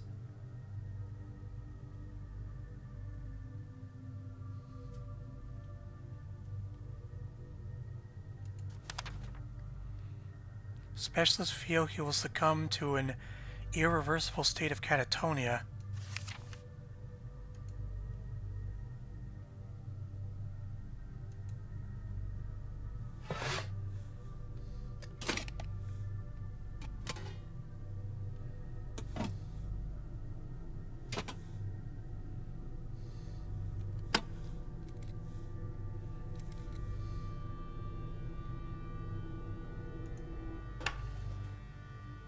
How are you feeling today? Tired. I want to sleep. I'm sorry to hear that. How was your day? It was fine, I guess. We played some games in the afternoon. They are always the same, but I still like them. But the others aren't so happy. It's understandable. We'll try to get you some new games. Has anything of importance occurred to you lately? A new woman arrived today with a big belly. She is pretty. I like her. But she was hysterical and punched Nurse Marion on the face. I know, and we're dealing with that. But I was referring if anything has happened to you lately. I don't know. I am so tired. Why are you tired? Tell me. We're here to help. It's being down there, working with all the dust and the bugs. It's too hard. I'm too tired. I can't stand them anymore. What is this that you can't stand anymore? The voices. They are everywhere, and they whisper inside your head. They are evil.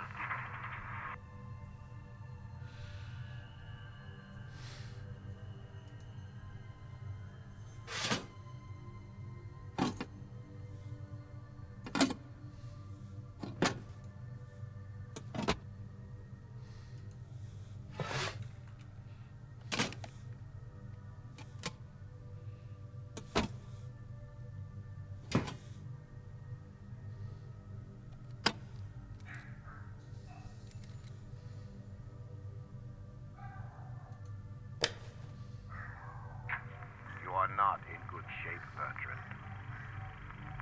You know it will only get worse. You must talk. I hate you. I hate this place. You're all bad with me and my friends. You'll come to understand, Bertrand, eventually. But we must deal with this. You have a chance to end it right here, right now. I don't believe you. You have been lying to me all this time. That's not true. And if you tell me what you saw, it will all be over. It's that simple. I can't remember. It's too fuzzy and dark. Come on, Bertrand. Try harder. No. I'm scared. Come on. Tell me what you saw. No. It will come for me. It knows. It knows. Calm down or I'll have to call the guards. It's inside me. What? What is inside you?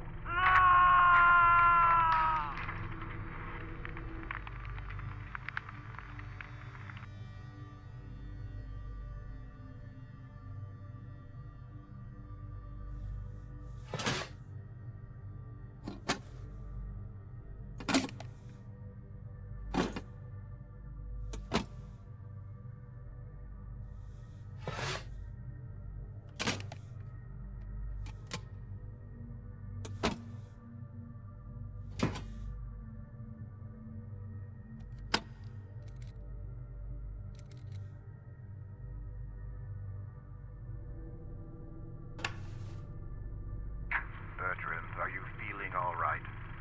Talk to me. Don't make me lose my patience. I don't have all day. Leave me alone.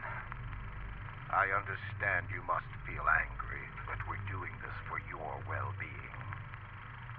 You are lying. It hurts. I can't sleep. There are dark things in my dreams.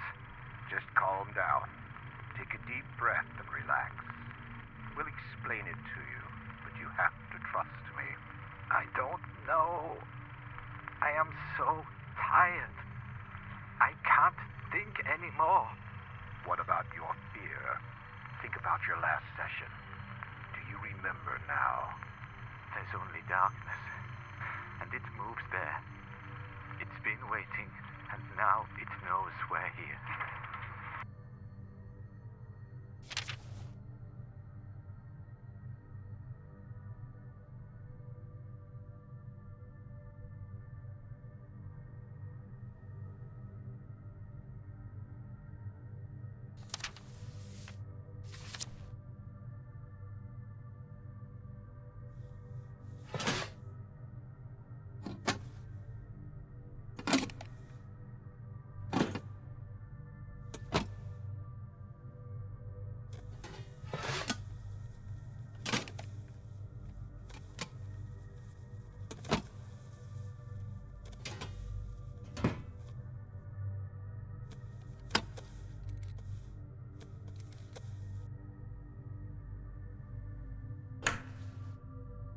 Are you feeling better today? More or less, I think. Are you getting along better with work? No. I don't like the tunnels. It's suffocating in them. I'm sure you'll get accustomed in time. No, it's not fair. I shouldn't be doing this. What makes you say that? Because it doesn't feel right. Being there. I don't think that is what I was brought here for. But you are helping. You should feel proud of yourself. Are you in doubt because of something else? Are you scared, for instance? Yes, I am. I don't want to go into the dark place again. They said it was going to be all right, but I could feel the monster coming for me. Monster? What monster?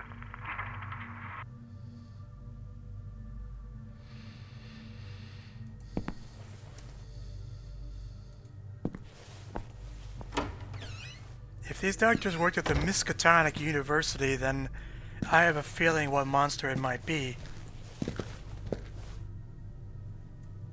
Before we go up, I kind of want to check in with Julia if she's here.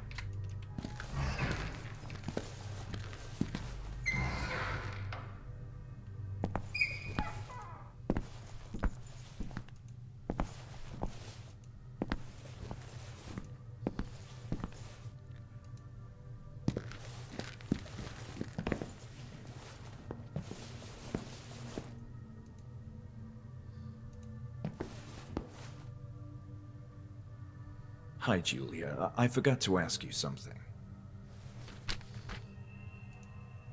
Do you know Lenny? It's funny you call him Lenny like you were friends. Yes, I know Leonard. He's been around in the Institute for a long time. It seems like he's taking care of janitorial services. Oh, yes. I understand it's a kind of treatment of, positive reinforcement. That's it. Leonard is the... What's an appropriate word for this? The most normal of the patients we have readmitted so far? Yes, he seems quite nice.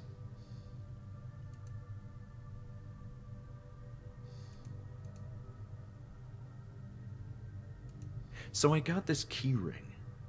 Doesn't that belong to Bruno? Maybe. Please make sure to return that at once. See you later, Julia.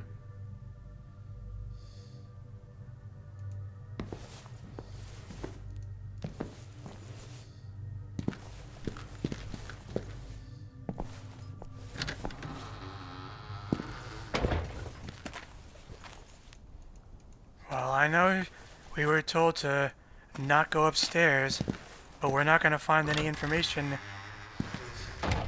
if we don't.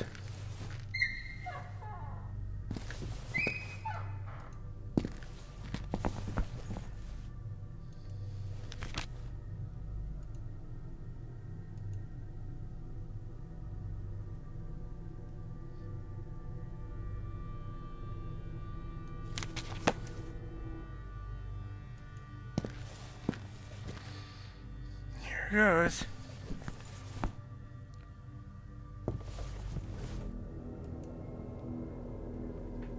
So, on this floor we have Male Hospital 2. Female Hospital 2.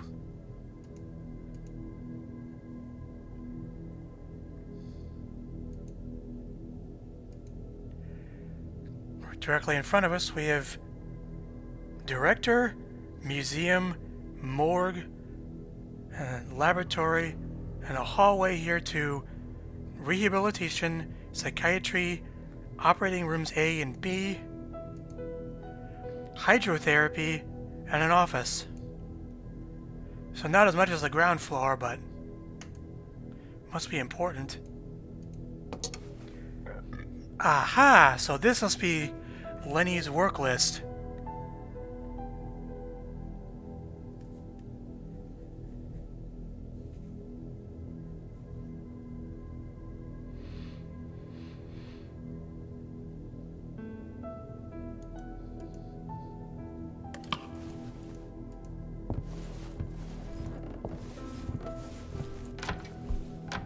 Hanwell's office. Wherever that key is, we don't have it.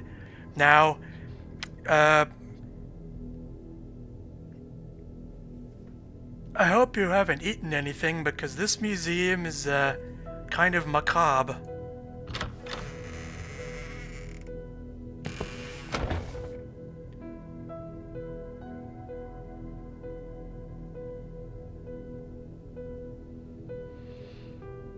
This is an entire biology museum dedicated to the history of surgery, and as crazy as it looks, I've read that there's an actual museum like this called the Mutter Museum, M-U-T-T-E-R, in Philadelphia.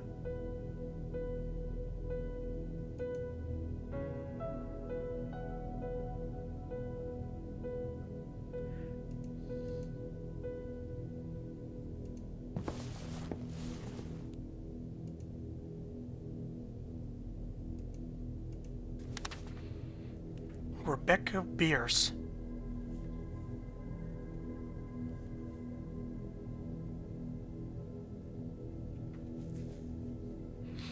This is the sexual assault victim.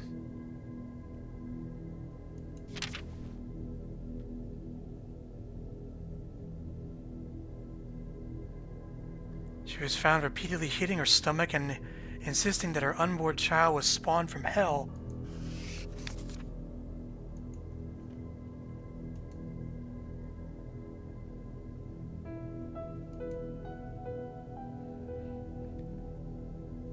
Good question. And I thought Akinar's places were creepy.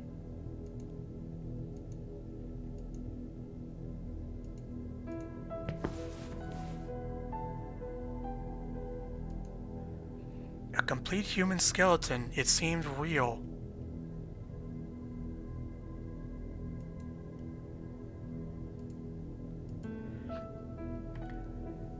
Someone important with some sort of gory medical intervention happening behind him. Who would put this on display in public? And more to the point, why would anyone have a museum like this in a mental hospital? I can't imagine it would do any favors for someone's state of mind. Of course, we know Dr. Hanwell was more focused on surgery than actually helping mental illnesses.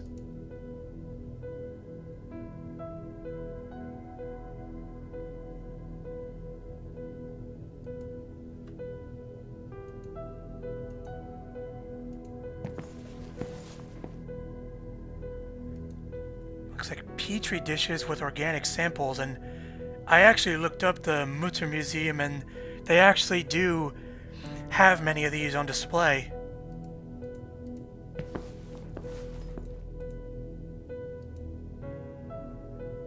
A baby with a gut-wrenching birth defect. Wait a minute. An organ labeled empanada? What?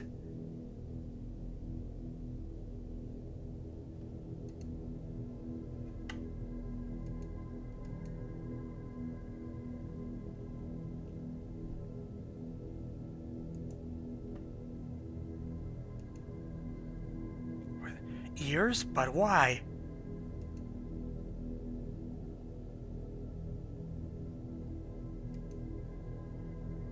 human brains. Charming. Of course.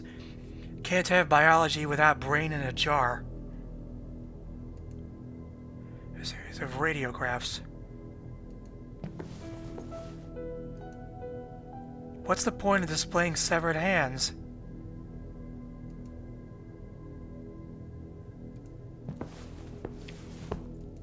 This display is open.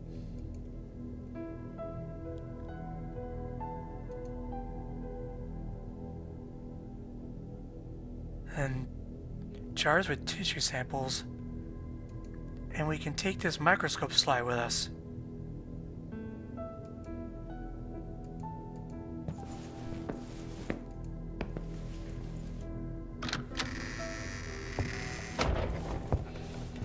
And,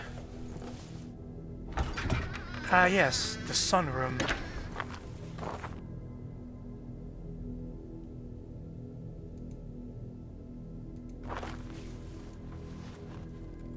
Insect repellent.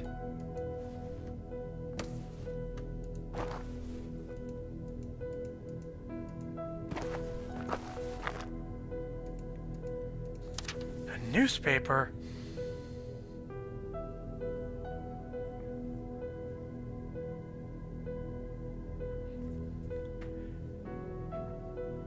At 272 patients and 54 staff members, the establishment has positioned itself as one of the most highly populated mental institutions in the world. The dangers of an overcrowded building. According to the Kirkbride plan, a hospital for the insane should not exceed a maximum of 250 patients.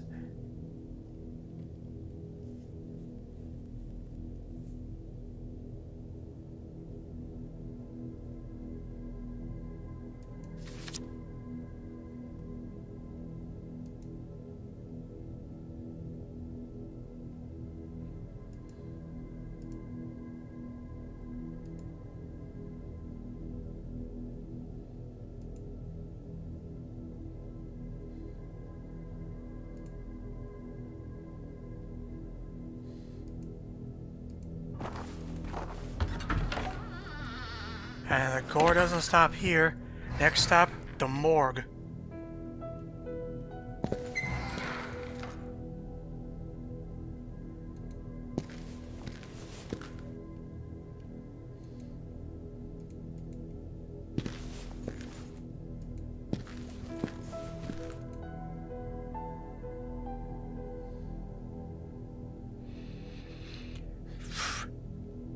Anyone getting a Bioshock vibe from this place?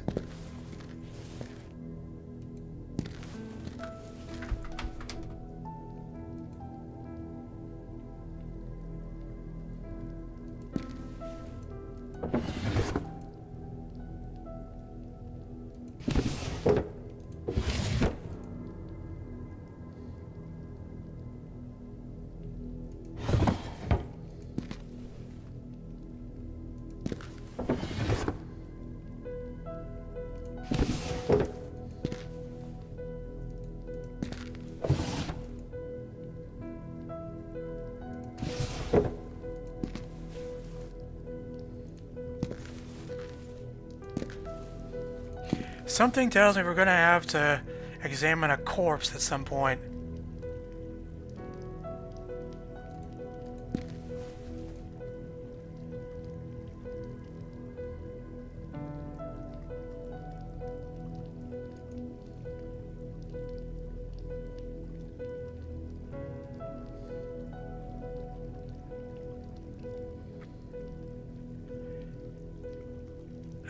Wait, Hodgson, I know that name. E103, Wait a minute. Bram Stoker is in here? B101.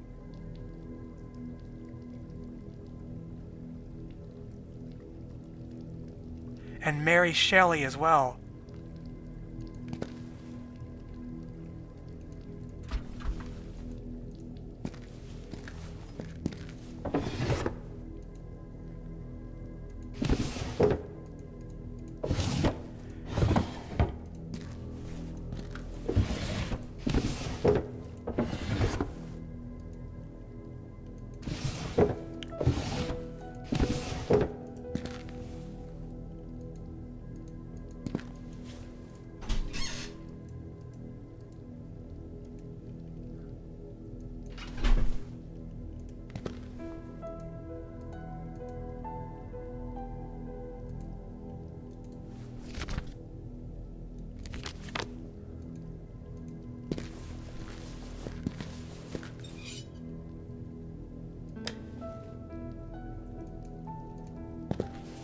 Well, I'm not opening those cabinets until I find a reason to.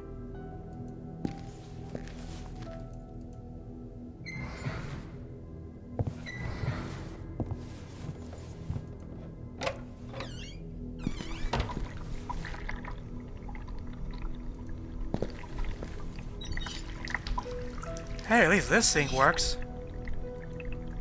And possibly this toilet as well.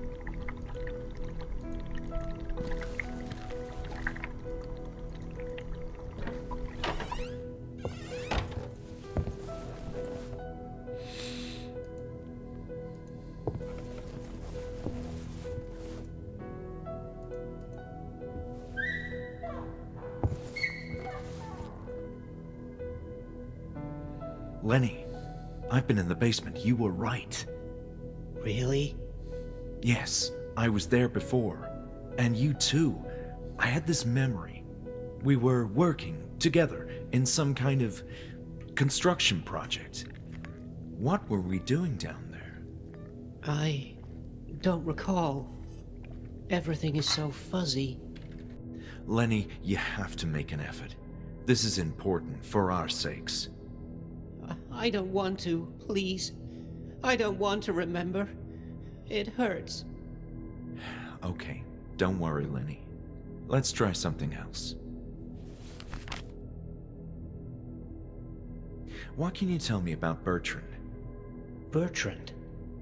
That name sounds familiar. He was a friend. Yes, Lenny, I think he was too. Do you know where I can find him? Think hard, please. I'm not sure. But I remember him. We sat together many times. Nothing else, Lenny? I'm so sorry, but no. Lenny, I'm exploring the upper floor of the Institute for the first time. Is there anything you could tell me about it? Oh, there are some ugly places in here. Operating rooms, places where the dead people go, and the laboratory. The laboratory? Yes. You should visit that room. Dr. Miller is in there, and he knows things. That's great to know. Thank you, Lenny.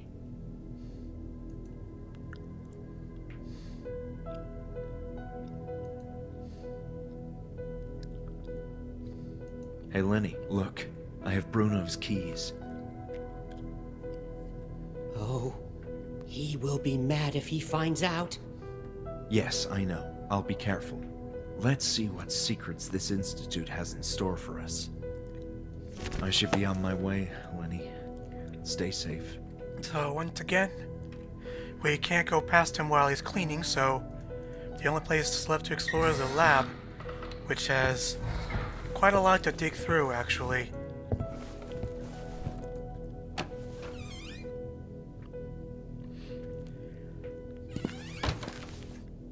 Is this normal for a mental institute? I'm not sure, really.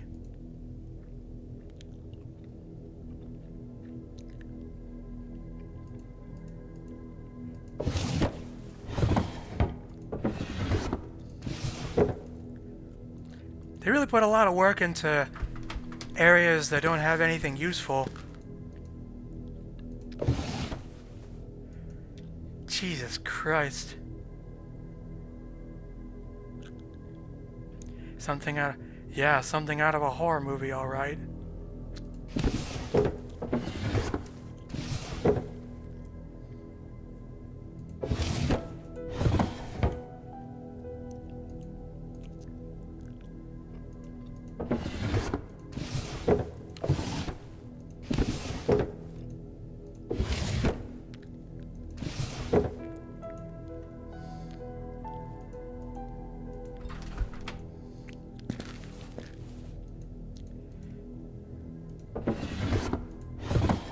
It's like that scene in Jacob's Ladder, Radium Skull, except it's actually real.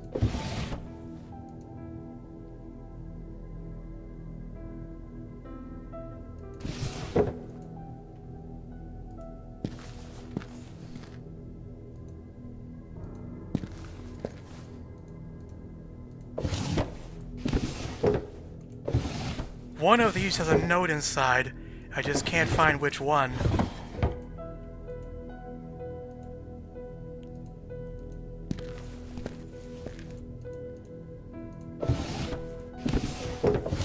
Haha.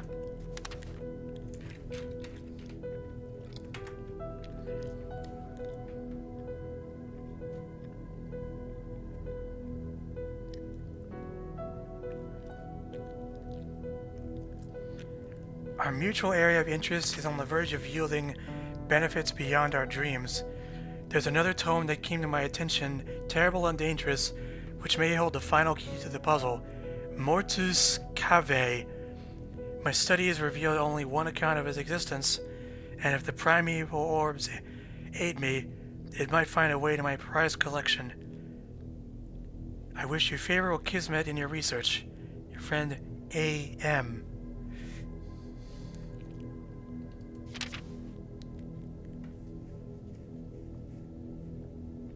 I trust that all individuals spreading malicious lies will be brought to justice.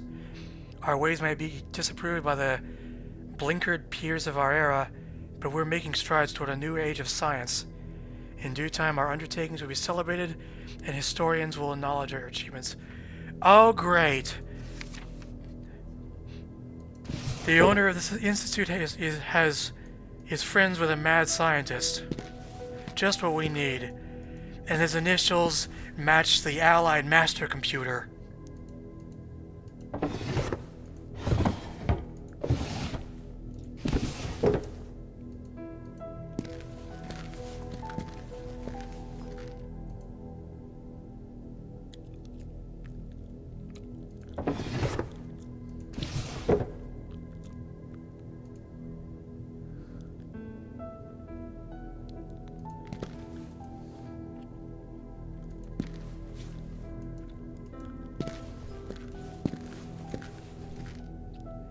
What in the freaking frick I don't even want to know.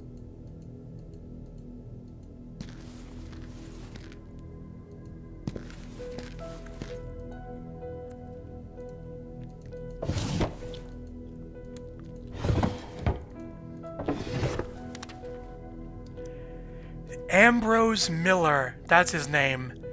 And I know someone from a TV show who's a villain that has almost that same name.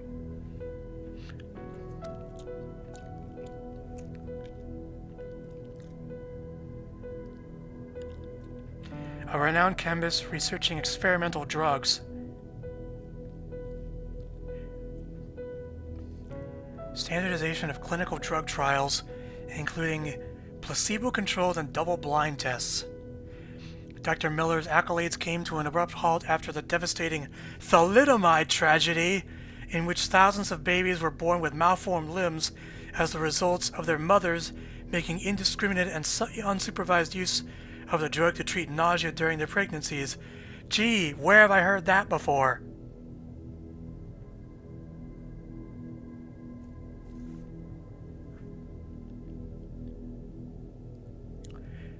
I guess now we know the real cause behind the Blackwood tragedy.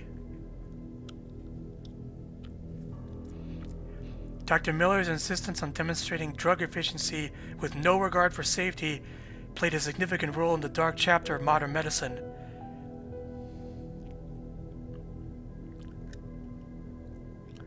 Following this shameful debacle, Dr. Miller shied away from the public eye and became a recluse, maintaining communication with only a handful of select colleagues.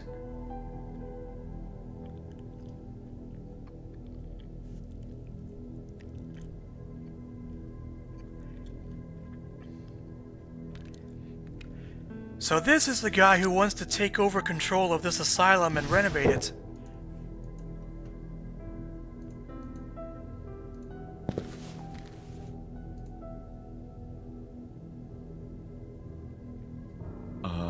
Hello? Am I interrupting something? Who are you? I'm a former member of the Institute. I came here tonight to look into some docu. Well, this is highly irregular. Did Julia let you in? I'll need to have a word with her. As you can see, the building is not in a condition for you to go anywhere you please. Oh, but I'm only going to the allowed areas. This area is not allowed. Sorry, my mistake. But would you mind if I asked you some questions? I was in the middle of something important, but go ahead. I assume you are... I'm the new director of the Institute, Dr. Ambrose Miller. My purpose here is to honor the vision of my former colleague, Dr. Walter Hanwell. Pleased to meet you. Lovely. You are definitely not Stan Lee. The reason I'm here is to research the older history of the Institute, from its heyday until the strange circumstances of its collapse. As you can imagine, that's not a topic we like to discuss here. We prefer to look forward, not back in the past. Well, as the new director, aren't you interested in what happened? That remark seemed slightly insulting. I didn't mean to. Look, it was all a sorry episode that none of us are proud of.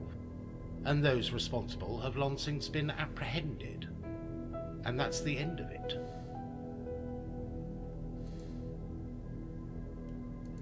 Don't you think it's a bit rash to bring in patients under such deplorable conditions? Yeah! I don't like your accusing tone. There's an ongoing housing crisis for mental patients. Would you rather have them tossed into the streets? That's not what I meant. Be that as it may, I'm not proud of the circumstances surrounding this reopening, but we have an obligation to provide shelter for these patients. It's a temporary measure. Do you know anything about the construction below? I'm aware of renovation plans that didn't come to fruition. The structure of the building was typical Kirkbride, since its inception, a style which became dated over time. Mind you, this was true of all mental hospitals of this area. All Kirkbride establishments were forced to change, or perish. Why this whole fascination with the Kirkbride architecture? You could say that Walter was a romantic, too attached to the old ways. He erected this building quite late in his lifetime, when the Kirkbride design was already beginning to exhibit its flaws, and he paid a price for it. What I don't understand is the purpose of digging in the basement. It makes perfect sense. That's typically how the migration of the so-called unit system worked. Underground tunnels. I'm wondering how a network of underground tunnels is so attached to the concept of a unit system. To begin with, the unit system is a term that didn't catch on.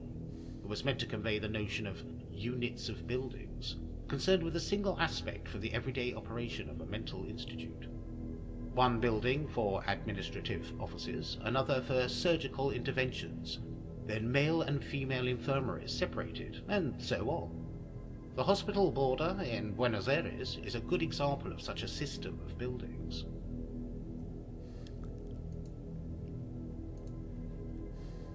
So, I assume you were acquainted with Walter Hanwell. Quite so. Walter was a friend. We maintained ample correspondence over the years. Many subjects, both from the field of medicine and life itself, were our common interest. Many times I toyed with the idea of coming here to work with him. Alas, fate had a different plan for us. What do you mean? Well, the circumstances you're obviously familiar with. I was finally prepping myself for a greatly belated visit when all of a sudden the Institute shut down. Walter had been a friend in writing for many years, yet regrettably I never got to know him in person. So, you're the famous Dr. Miller. Famous? Not quite. At least not around these parts. I'm just a humble servant who wishes to continue with Walter's grandiose dreams. How so? As soon as I heard this establishment was ceasing operations, I made arrangements to be transferred here, hopefully continue Walter's work. My connection in the field of medicine across the years proved valuable, as here I find myself as the new director in charge of this reopening. Why did Hanwell shut down all of a sudden? That's not a topic we are discussing here, as you can imagine. I'm interested in learning the truth. Truth these days is a social construct. Oh, come on. A fact is still a fact, and there must be a reason why this place closed doors. Mismanagement. Hanwell got too careless. He trusted the wrong people. But... That is all I'm saying on this topic. Are you familiar with the term Group E? Yes, that's a therapy thing. Patients were organized into small groups and encouraged to discuss their fears and problems in confidence. In a more controlled environment, they were treated by, what was her name? Dr. Ebersbaker?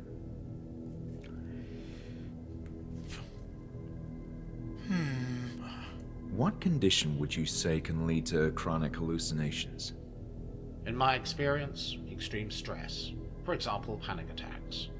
Abuse of illegal drugs and other substances too. But most likely it would be something related to the brain, a physical problem, such as an imbalance of neurotransmitters. Schizophrenia can cause hallucinations as well. Thank you for the thorough explanation. I'm looking for information on a patient called Bertrand. Bertrand? He's one from the old group, right? I believe so. I've seen footage of him in the therapy room. Footage? Intriguing. I'll have to take a look at that.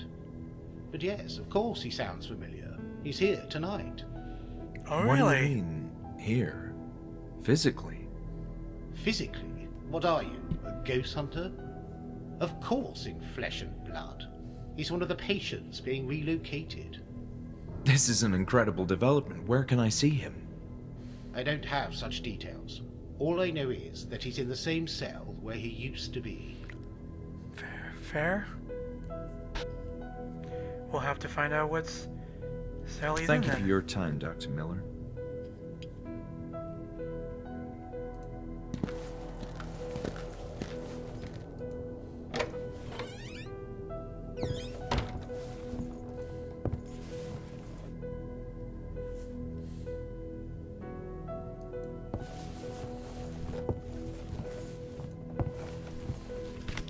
And that's why I'm glad we have the record book, because here we can actually check Bertrand's number on his profile.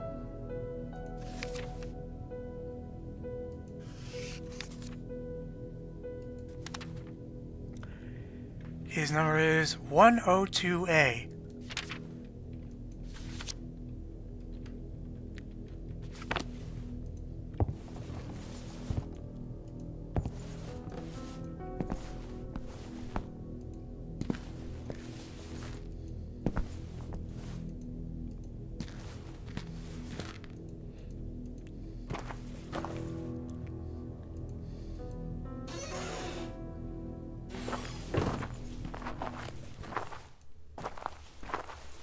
I'm gonna shortcut through the basement because I actually missed something.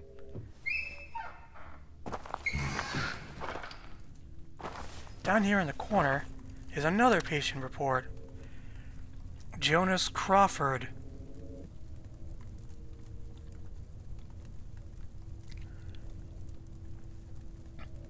And he seems to have mood swings ranging from being a good comedian to turning violent against the nurses.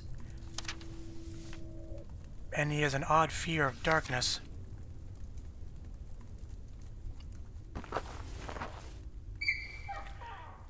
And not only that, but with the keyring in hand, we can actually unlock this door.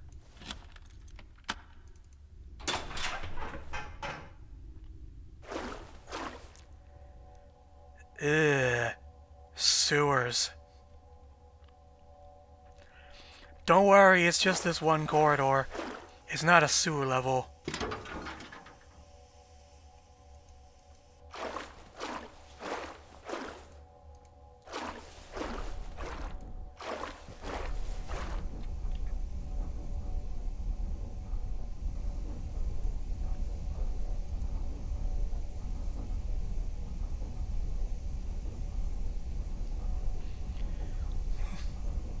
Balcony, hydrotherapy, sewers, and greenhouse. A vow we can take. So I'm guessing we have to enter this reservoir, and to do that, we have to cut the water off to it.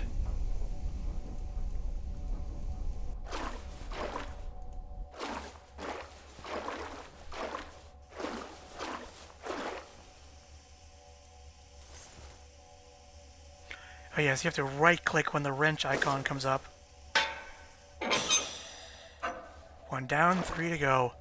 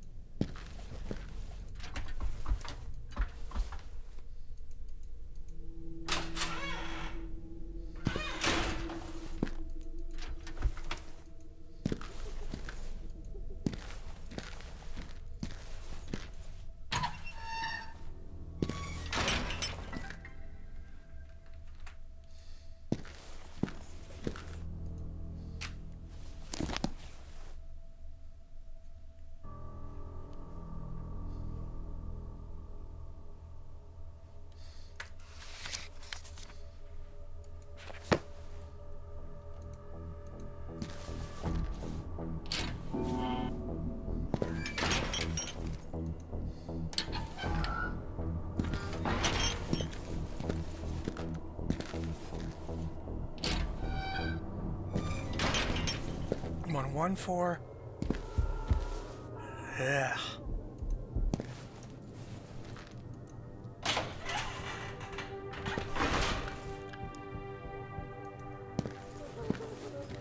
This is it.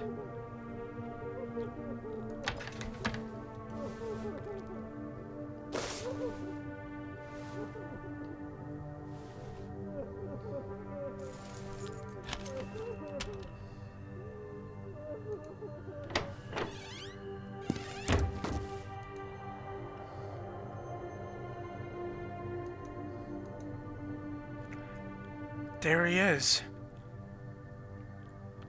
He must have gotten one heck of a haircut, and that's Bertrand. He's just sitting there. The reports said he would eventually become catatonic, so... Jeez.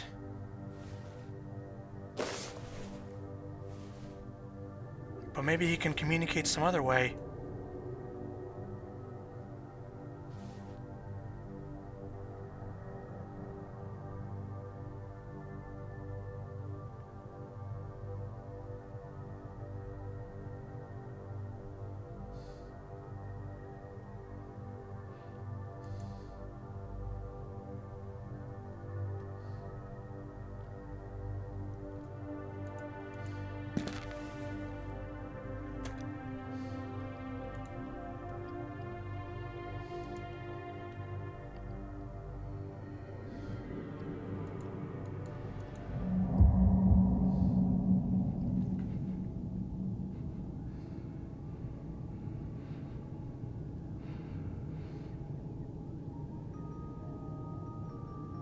I know that tune.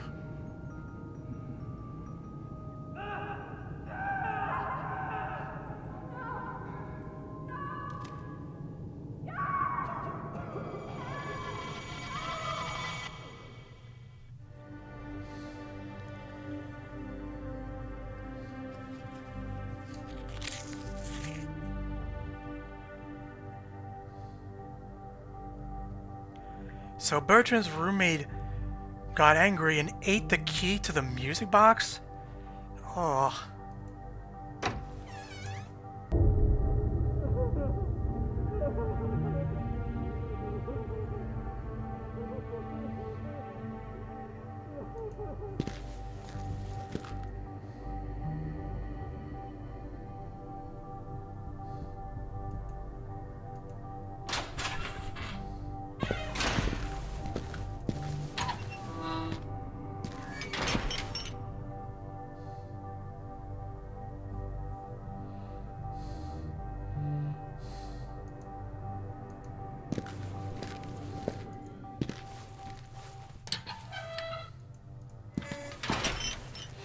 I think I know who has the music box, and it's Mr. Crazy down here. But I doubt he'll just give it up freely. We need to do something to make him give it to us.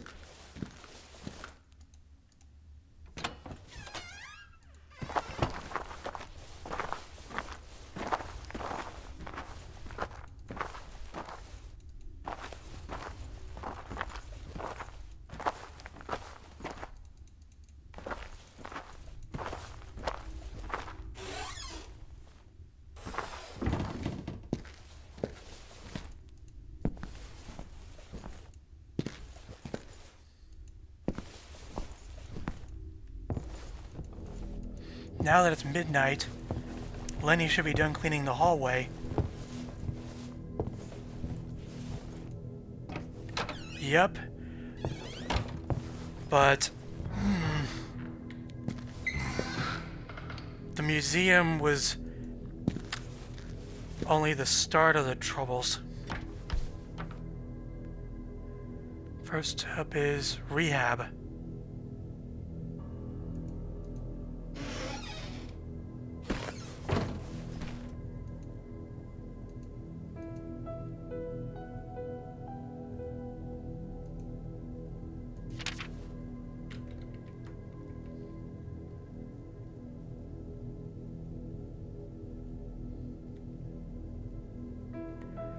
William Hodgson, I can't pronounce that, was his roommate.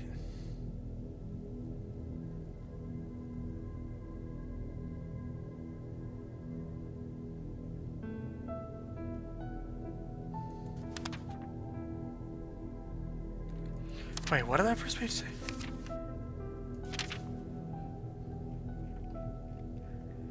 Lenny has osteogenesis. Can anyone explain what that is?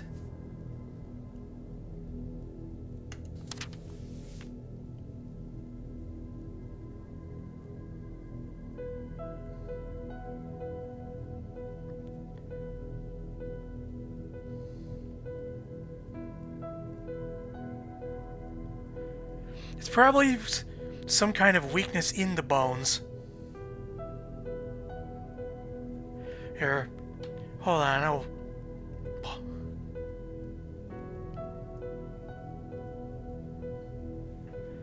So Hodgson is dead because he choked on the music box key.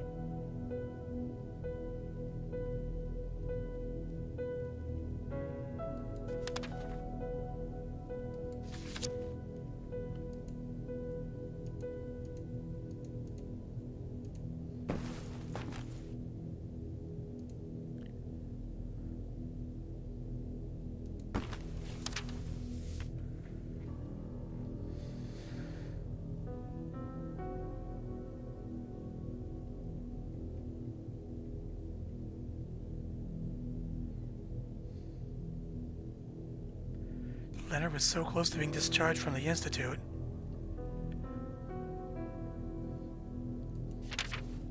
A notable rash across his ankle,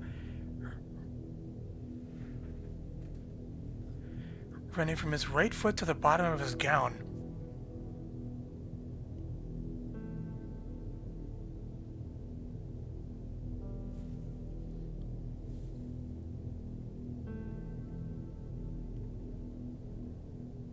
Turquoise.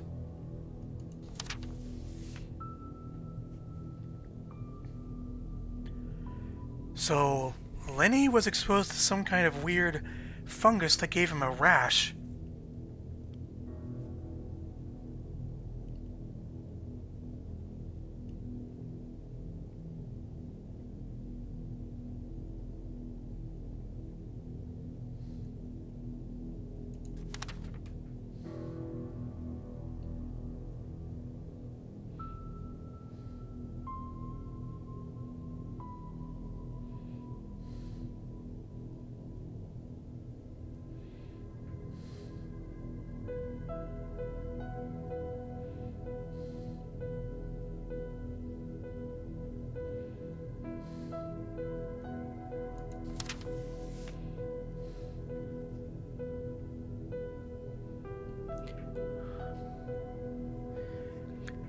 So, while those patients were in the tunnels underground, they got exposed to some kind of weird, rare fungus that changed them somehow, like some kind of hallucinogenic drug.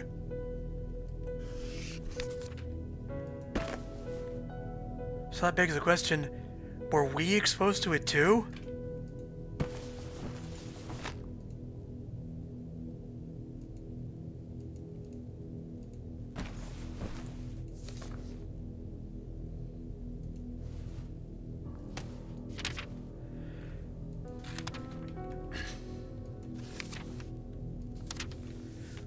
This is Hodgson.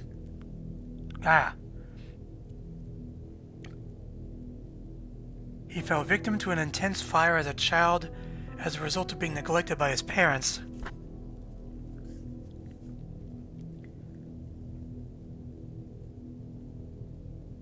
So any mention or experience of fire causes seizures.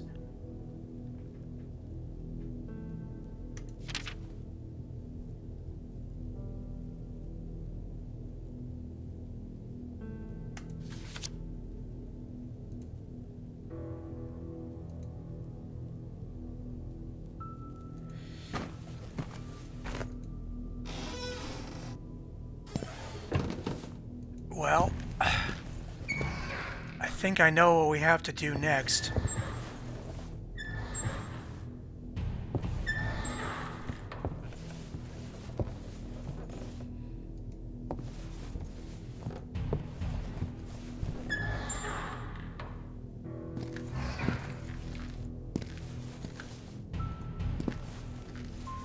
And the added drum beat only adds to the effect.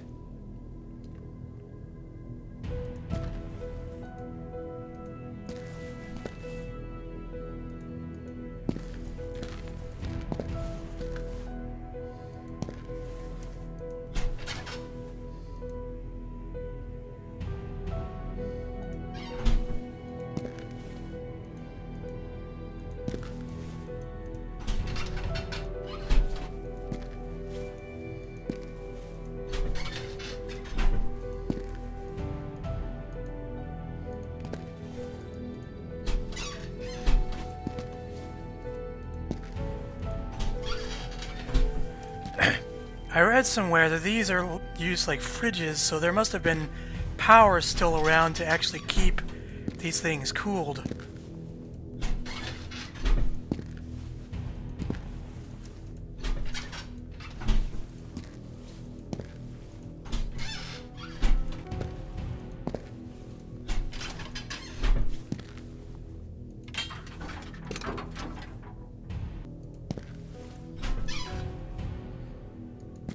Oh, joke's on me, I forgot to zoom in.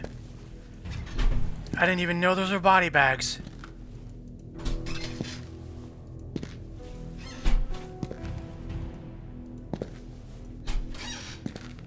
There it is.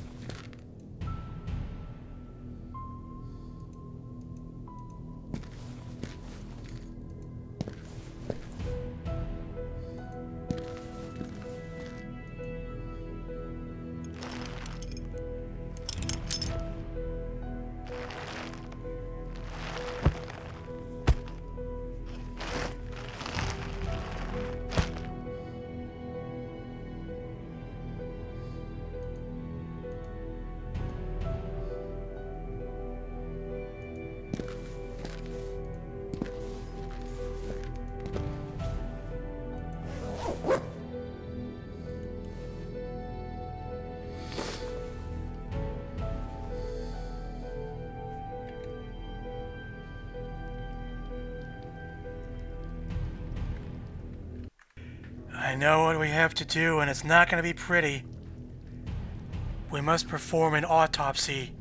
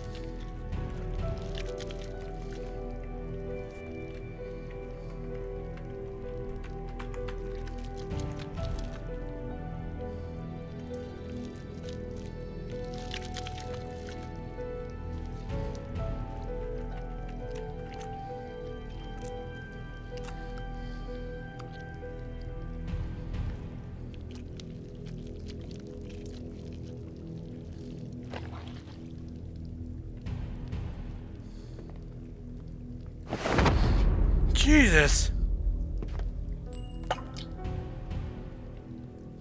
Well, that's just great.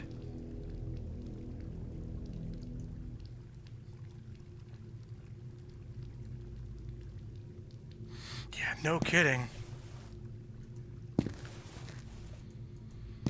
I'll be honest, I'm glad this is CGI effects and not live action.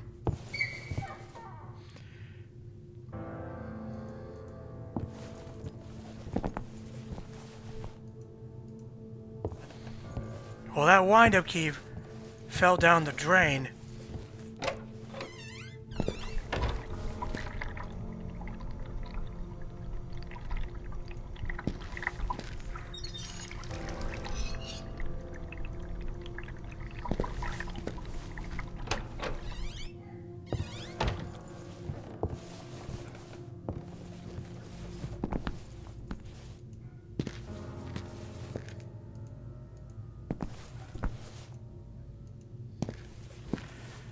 It took me a while to figure out, but in actuality, I know where the key is. It landed here.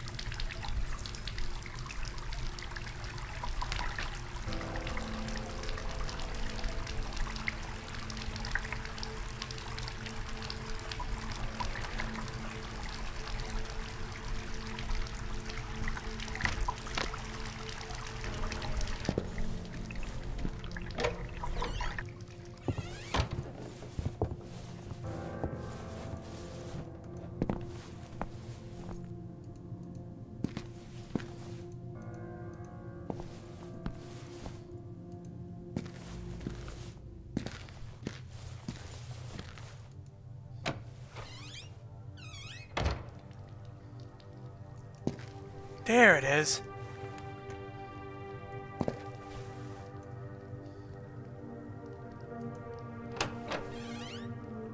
But we still need the music box itself.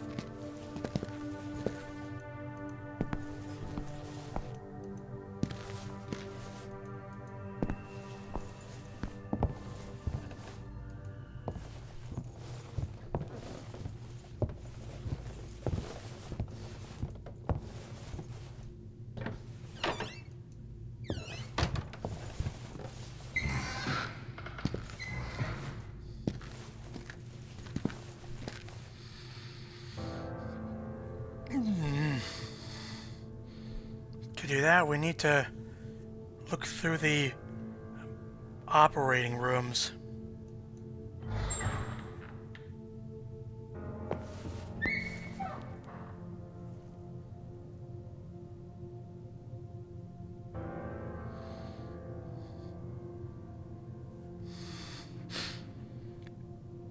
I think I know what this is. That's the strab, the thing Hanwell invented.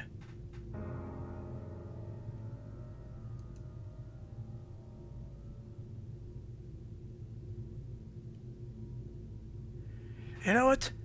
I think I'll call it here. It's been a while, so...